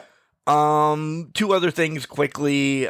Kingston, man, come on. He just had a great fucking feud with CM Punk for, a week and a half, and now you're going to have him take on 2.0 or Everclear or whatever the hell their name is. Like, come on. I know it's Daniel Garcia who he's going to fight, but, I thought we were past it. I'm like, this feels like we're going back again. Like, but now my question is, who's going to have his back? Because unless they're going to just put 2.0 over now and Daniel Garcia and let them win that. No possible way. Huh? No way does he lose to them. then I would rather have him snap and, dismantle them, and somebody has to come out and save Garcia that he starts a fight with or something. No fucking way are they putting... I'm pissed at you, Jenks, right now. If they put Daniel Garcia over Eddie Kingston, again, he could have had the victory over Punk, and I would have been fine with it. And he can't take a loss like this after what he just did for that, we'll say 2-week span with Punk. No fucking way. No, Jenks. Headache's gone. You're my headache now. I'm your headache now. You know what? I'm perfectly fine with that. Time will tell. I'm hoping not either, by the way. But the stranger things have happened. I know. And the last thing on AEW, if you want to bring up anything on Rampage, you can. I was thoroughly disappointed in the Blade and the Butcher, Cassidy, and Ishii's match. Like, it did nothing for me. It really did. I don't want to say I wanted blood and guts on national TV or something, but what did it do for him? What? Like, I was watching Tickety Talk during most of the match because I was not engaged. I thought it would push him over the top a little bit more. He would be the counteract of what Cassidy would be. Cassidy would take the majority of the things, majority of the bumps, and that Ishii would come in and just demolish people. But that didn't happen. I was kind of disappointed in that as well. I figured they were going to win, but I thought he would be more of that wrecking ball overtaker of the match, but that just was not the case. Like hot tag, and Taz comes in and just whirly dervishes everybody. Exactly. Just runs through people and obliterates the competition. Didn't happen. No. So do we bring him back? Is he going to be around, or it's a one-off and then see you later? Yeah, but I'm also glad they didn't do that they didn't bring Okada just to do that with him. I agree. I agree. So yeah, the imaginary door is open, but I don't know if we're using it completely right yet. Or is it just to get people to see who these people are that don't know who these people are? And maybe it's just a taste. Hey, maybe, goddamn, my fantasy booking brain's going all over the place. Maybe this is just breaking it in for an invasion angle at some point. And no disrespect. Again, we continue to wish well wishes to Moxley. Hope he's getting better, this, that, and the other thing. Maybe all this was setting things up for Moxley, because this came out of nowhere. And clearly you have to have this in the works to get everybody over. You can't just call them up, Sunday, hey, hurry up and get your ass over here Thursday. There's legalities, there's visas, there's this, there's that. So maybe all of this was in the works, and then Mox is just like, hey, I need a me time, which is cool. We all need that. Maybe this was supposed to do some works with Moxley, so they're just like, oh shit, we have him coming, so what can we do with him? Yeah, well, that's a good point. It could be that they were contractually obligated to do it, and they had him booked out, but so they had to do something. Although, I guess if that was the case, why would you put Best Friends in Chaos? Well, what else are you going to do with them? Well, I get that, but I mean, it just seems like an odd pairing. It's always felt like an odd pairing to put them in Chaos just to bring in Ishii. Right. You know what I'm saying? That's kind of where my head went. Yeah. Which is fine. It's fine. I guess it works, but it was just an odd pairing. But I think, to your point, I think you got some validity behind that, because these were probably matches set up for Moxley to have just knockdown, drag out fights, and they just couldn't happen. And I hope he's continuing his recovery well. But, things happen, and you can't have those matches, so you have to do something else to fulfill contracts on that. Yeah. Rampage, essentially there was 3 matches. Run through them real quick. Darby against Billy Gunn. I didn't know this was the feud that we were going to get. And then you can say whatever you want to. I was shocked that we're going to get a Darby and Gunn club against Sting and, whatever. The Jade Red Velvet match, we kind of spoke off air about it, that this was a tough match for both of them. They're both still young. And we've already predicted that Jade's going to win this TBS thing, but after watching that match on Rampage, and I'm not a wrestler, so don't throw shade at me, this was a little bit rougher one to watch. And then Cole and Fish against Jungle Boy and Luchasaurus. Jenks, yes, Fish is in, but Adam let Fish to fry a little bit by himself. I tried too hard for that one, but I appreciate that you let Bobby Fish fly. I couldn't even say that. Now I even screwed it up. Yeah, he did, and I'm not surprised by it whatsoever. I feel like they've kind of forced Bobby Fish into that a little bit to just acknowledge the Undisputed Era. Yeah, they every time they're all together, they're like, "Oh, you can't say that. Oh, you can't do that." Yeah. Yep. So I think I kind of expected this to be coming at some point, and I think they're just all going to chase away Bobby Fish. But I hope he's still there. Like, all right, we know that they have a past. Let Bobby go by himself and do something, because he could. Oh yeah, he's a great old schooler that can help, the youngsters, like a Daniel Garcia that is essentially a young Bobby Fish to me. Yeah. I think Bobby Fish is going to be there for a long time. I want him away from Cole and the Young Bucks, because I feel like they just forced him to acknowledge that they had a connection at one point, and now they're going to let that push away. So, anything on Darby and Billy Gunn? I don't know why this needed to be a thing. I'm not clamoring for this. Yeah, this was nothing that I thought needed to happen, but hey, whatever. Good job for Darby for winning. But yeah, 2 coffin drops. Yeah, 2 coffin drops. All right, so that's AEW. Anything else you want to bring up on AEW? Because, oh boy, the next segment is going to be a thriller. We're going to give you our Survivor Series picks. Yeah, I got nothing else on AEW. All right.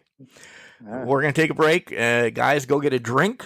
And because if you ever wanted to hear anybody shit on a pay-per-view, here we come. Hey, this is a whole lot of dude, Crash Jackson, and you're listening to Can Crushers. Welcome back to the segment 3 of Can Crushers podcast, people. Wow. Did you just make a trip to Boston or something? I did. I'm traveling around the world with these intros in the segment 3. I know. Yeah. I'm just so excited to talk about this card. I am not. I'm not even going to pretend to lie. So we got a 25-man battle royal thrown into this card. This is probably going to be the pre-show. It's got to be, because it's got no fucking rhyme or reason to do anything with SmackDown against Raw, against Survivor Series. Why didn't they just make this a tag team elimination match? What? Another tag team? Why not? It's Survivor Series. No, we're going to have a 25-man to boot. It's either... Yeah. You understand? They could have... I mean, yeah.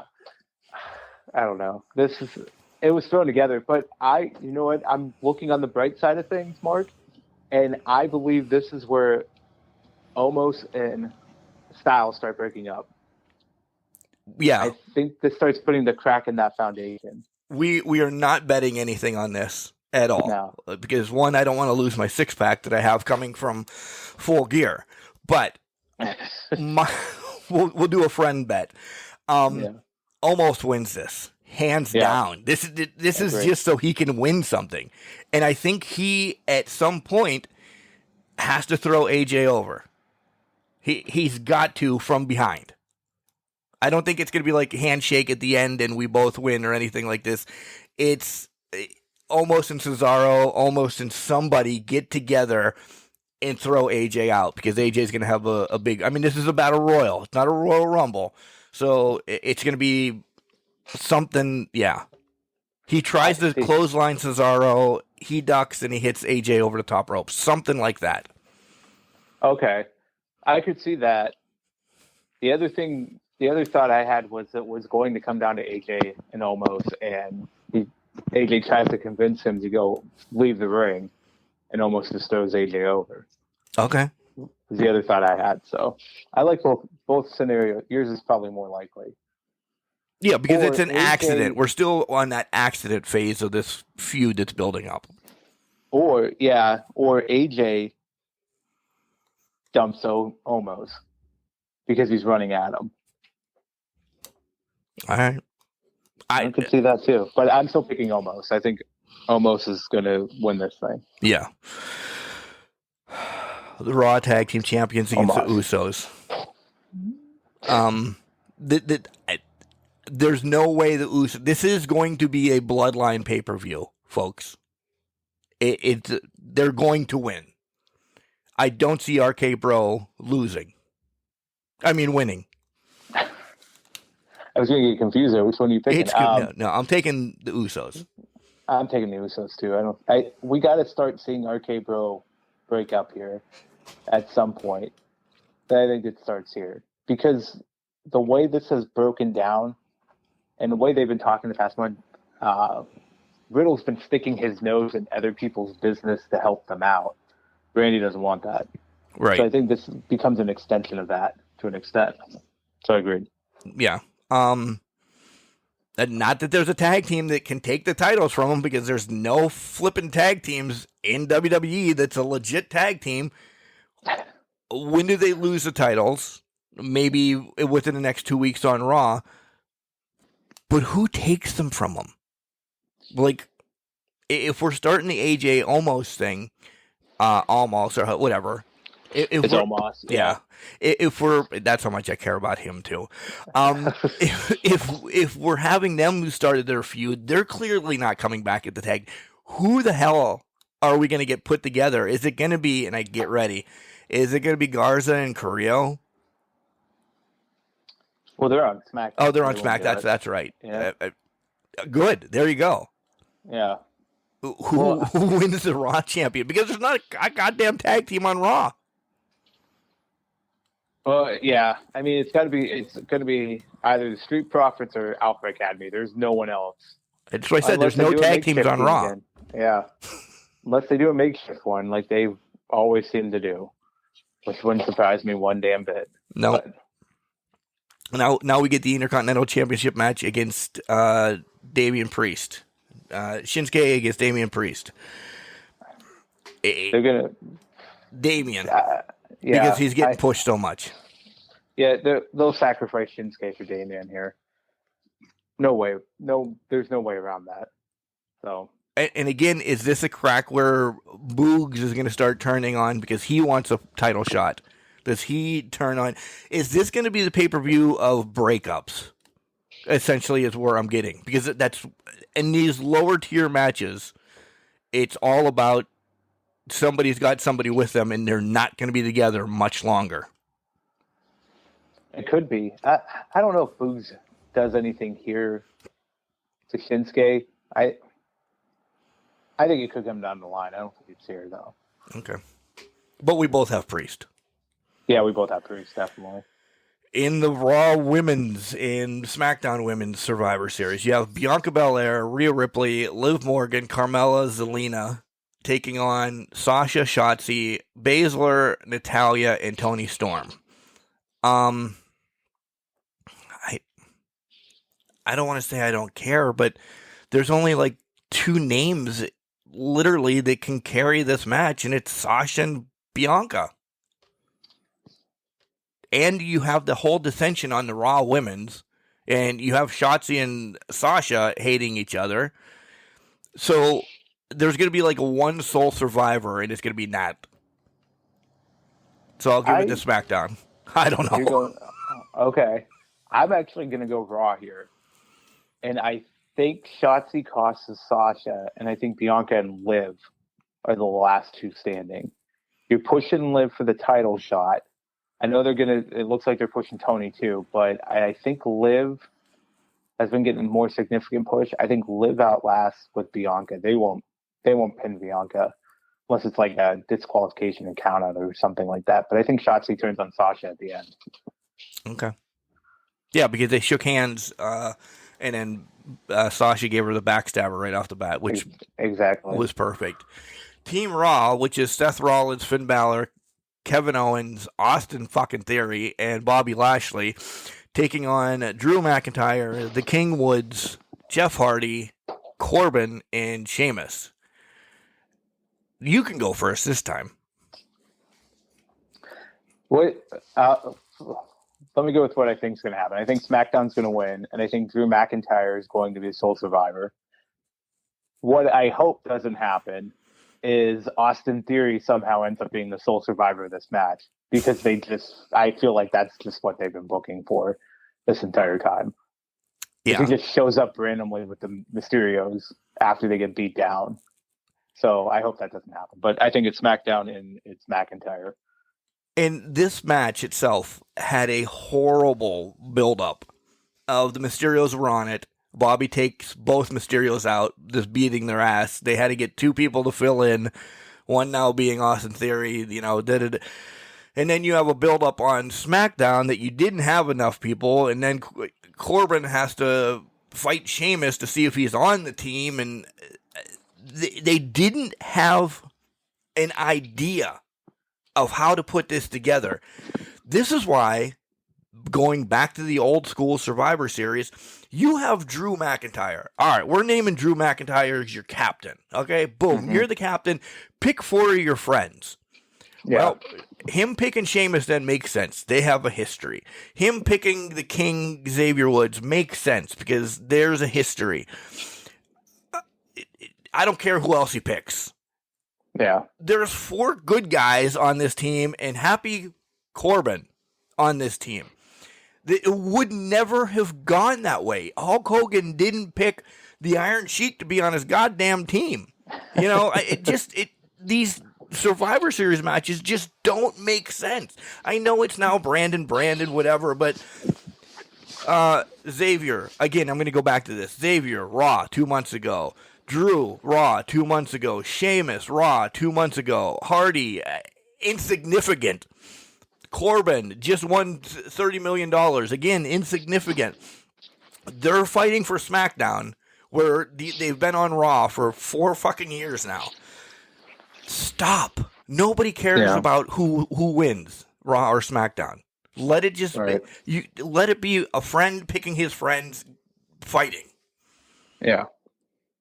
I guess I'm going SmackDown with you. Same reason. I don't know. That's fair. But I completely agree. At this point, if this year wasn't about brand supremacy, which it wasn't, let them pick their friends. Yeah. Team SmackDown, Drew McIntyre, pick your 5 guys. I bet he would have picked Ricochet in this match. Xavier, there would have been a couple others. I know Ricochet and Drew have just gone back and forth, but there's a respect level there. Right. So it would have made sense for him to pick them. Just have people pick their. Yeah, if you're not going to build up brand supremacy, then have people pick them. All right, so if we're going to break this down, because all the matches, whatever, I'm not even keeping count, nor do I care. So if SmackDown wins the night, what do they get? Nothing. Right. Cool. We won Survivor Series 2021. Will you remember that in December, let alone in 20 years? Yeah. Well, and I mean, that's what brought me back to what's the reward. We talked about what's the reward. Yeah, it's been usually bragging rights. That's why I've always put in stock in. Give them something at the Royal Rumble. Give them spots at the Rumble match, later in the match. Something to make it more of an incentive for SmackDown to win the night or Raw to win the night. Give them 5 spots in the final 10 that come out. Something along those lines, just to make it for somewhat exciting with something on the line. Yeah, it's all scripted, but at least there's something on the line, and we can find out who's doing what now. Yeah. Let's do the Roman Big E one now. Yeah. Okay. What are your thoughts? I mean, I think we both think that Roman's going to win, but how are we getting there? Well, I think we're getting there because it's going to be a back and forth match, but I think we're going to see New Day at full capacity. I think Kofi's going to come out, and I think the Usos will be out there too. There's going to be a lot of chaos at the end of that match, and it's going to be Roman hitting actually, in my estimation, I think it's going to be a Superman punch, and I think Roman almost has to choke out Big E with that guillotine. Yeah. For the match to end. And so he doesn't tap. He doesn't tap because that'll make him look bad. Exactly. He just passes out. Okay. So I think that's where it ends right there. Yeah, I agree. Do we get a return of The Rock or Lesnar having his suspension be over? Because we have to start selling something for Royal Rumble. Yeah. Because who the hell knows if there is going to be a December pay-per-view or not? As of right now, we don't see one. No, it says canceled right next to it. I would say you start building up for a return match with Lesnar, because I think so. This is how they've been booking people. They've had a title match, somebody comes back. Happened with Cena. You know, Cena came back after Reigns won his match at Money in the Bank, and then when Cena lost to Reigns at SummerSlam, Lesnar came back. So I feel like Lesnar will show up, begin that whole build for the Rumble, and then Rock's going to show up at Rumble, if he's showing up at all. Where is this pay-per-view even taking place? Like, this is how much I'm not invested in it tonight. I'm telling you, I'm playing Survivor Series. Yeah, it's in Brooklyn. Oh, gee, yeah, it's at Barclays. That's right. Yeah, it's at Barclays, which is an easy in and out for anybody to get there. Have it be The Rock or Brock or Ken Shamrock or whoever. Yeah. Yeah. Well, here's where I think it's going to be Brock, because there was at one point, I don't know if it was a tweet or leak or something, that Brock it's a WWE thing, that he had brought tickets for a December 16th show or something like that. Bought tickets in air quotes, where I saw it come up. So they're promoting that he's going to be around in December at some point. So why wouldn't he just randomly show up here? Right. Yeah, you have to get he's suspended indefinitely, but you have to do something to get your suspension lifted. Right, exactly. And tonight makes sense. Yeah. I love everything you said there. I do. Becky and Charlotte now. We kind of teased about what we think. I think it's got to be Becky to win. I really do. I don't think either one of them taking a loss hurts either one of them. I wouldn't be surprised if it doesn't end up being a match ending. They're going to fight for a little bit, but I wouldn't be surprised if there's no ending to the match. Yeah. But then in segment number 1, you threw the biggest fuck you to anybody's thoughts about, is there going to be a screw job? Jenks, I didn't think about that at all. At all. That's crazy.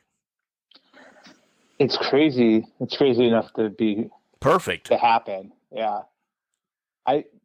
I think Becky. So my prediction would be Becky to win this match. Yeah, me too. Screw job or whatever. I could, like you said, this could go no contest, and that would make sense too. It would also extend the feud if they wanted to a later date.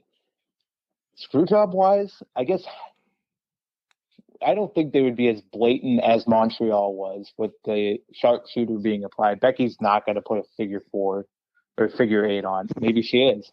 Who knows? I could see, though, Charlotte's in a submission and they ring the bell. Does she go absolutely nuts then? Yes.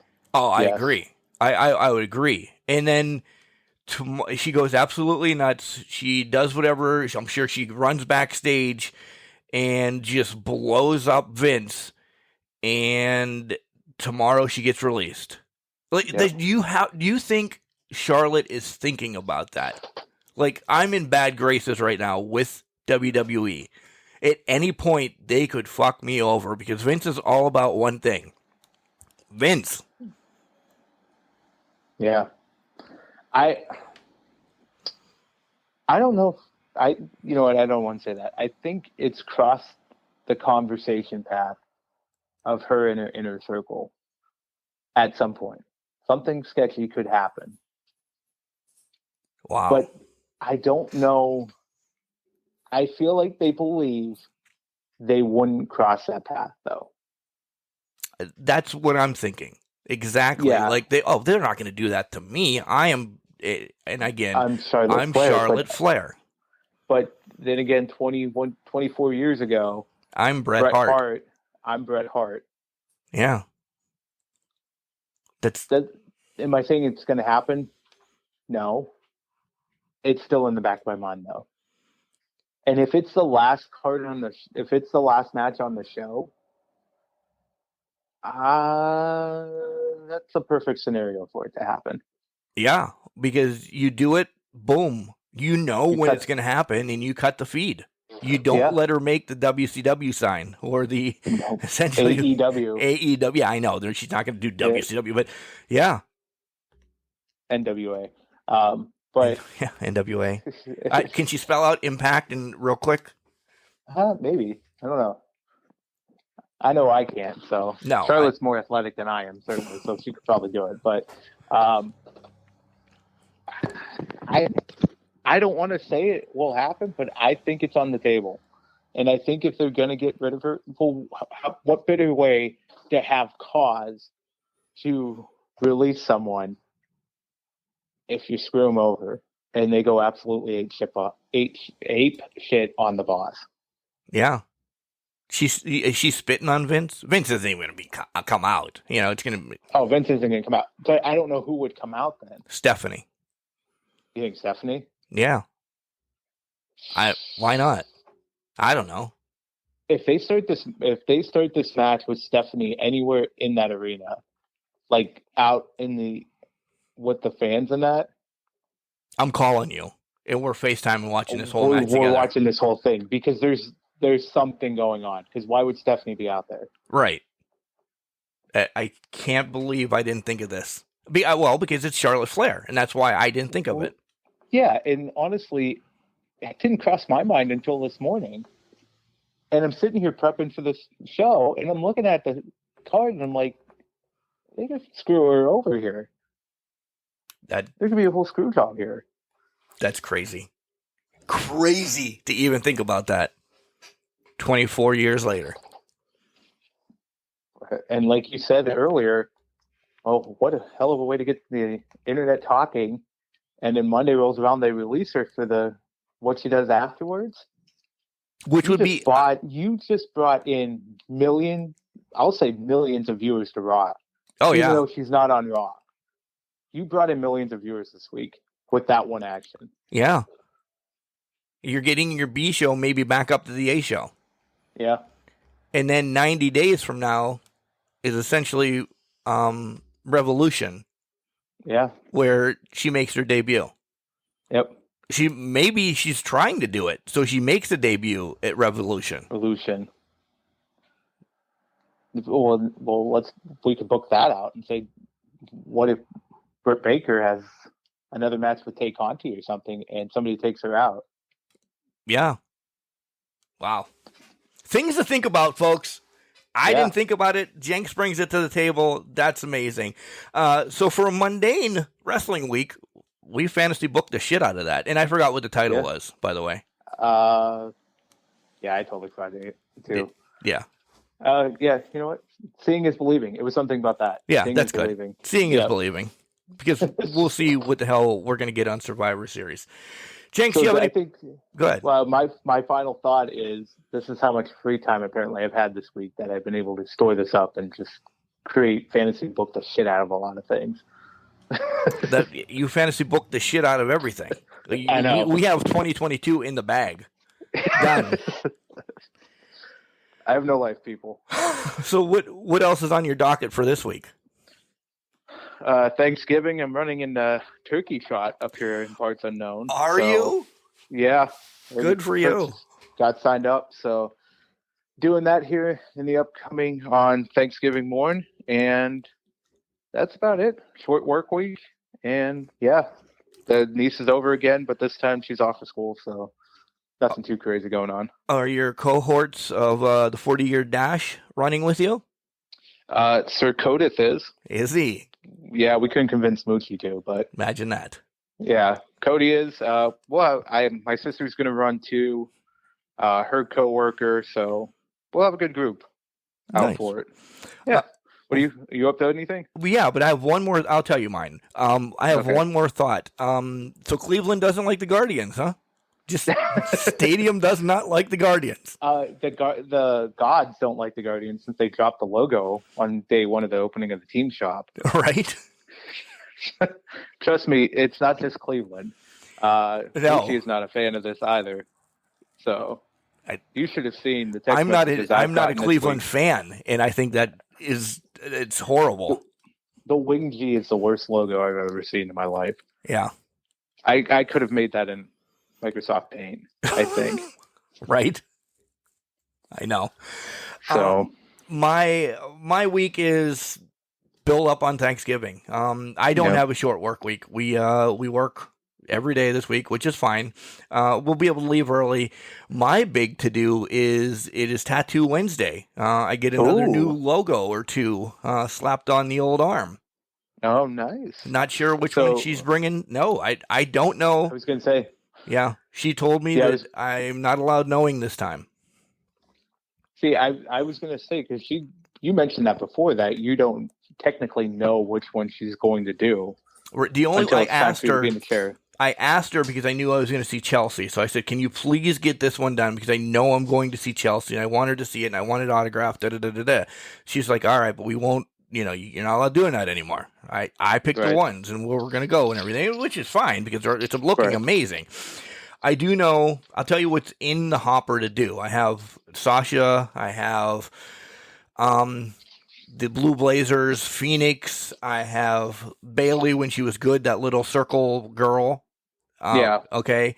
I have Britt Baker. What else do I have? I can probably pull up just on my photos because that's where I have them all.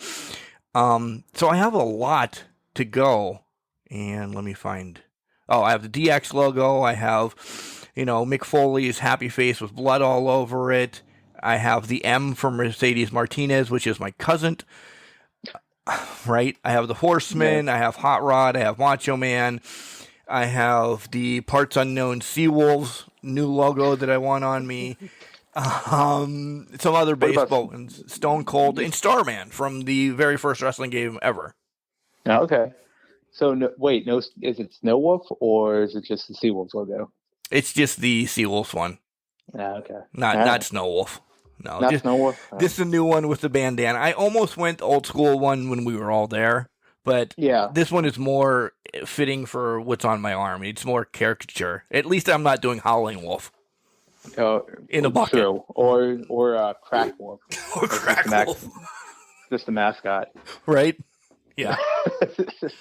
So, yeah, there's a lot of coming up. And I keep adding some. She's like, you might have to get rid of some of your baseball ones, and this is going to, DX, and I just keep adding them. She's like, I don't care as long as you keep paying me. I'm like, yep, as long as I keep selling cheese and pepperoni on the black market. Just the black, out of the trunk of your car. That's about it. Yep. Set up a stand, smoke meat, logs, and cheese. Yeah. So I'll start real quick. I hope everybody in Can Crusher Nation has a wonderful Thanksgiving. If you can tell that I'm wishing you Thanksgiving now, that means Wednesday show's already pre-recorded, and I did not wish you happy Thanksgiving on it. So happy Thanksgiving, Can Crusher Nation. I hope everybody has a wonderful, safe holiday. Eat the shit out of the turkey, yams, cranberry sauce, whatever you do. Jenks, I love you. I hope you have a Thanksgiving that's unbelievable. Yeah, I love you, and I love Can Crusher Nation. I hope your Thanksgiving is unbelievable, filled with smoked cheese and that. Can Crusher Nation, I hope you have a wonderful day. Just be gluttonous and eat your heart out. Maybe watch a little bit of Survivor Series while you're at it. Yeah, as long as you're playing video games. Late 80s, early 90s. Okay, I was going to say, again, we're long, sorry. But Jenks, are you doing anything as you watch Survivor Series tonight? Like laundry, flicking your eyebrows, anything like that? I haven't decided anything yet. I might iron some uniform. We'll see what happens. I will say this. I will be heavily invested when Roman, Big E, Charlotte, and Becky are on. That's for damn sure. And I hope they're back-to-back matches. I really do. Because if they're not, I'm going to be pissed if one's the opening match and one's the last match. They're going to bookend them. Let's call it now, bookend. If they start with Becky and Charlotte, I'm going to be pissed. Well, I know it's not a screw job at that point. Yeah, I will be pissed. So, all right, we're just rambling now. Guys, we love you. Jenks, just remember, just because you're trash doesn't mean you can't do great things. It's a garbage can and a garbage cannot. Gobble, gobble, motherfuckers.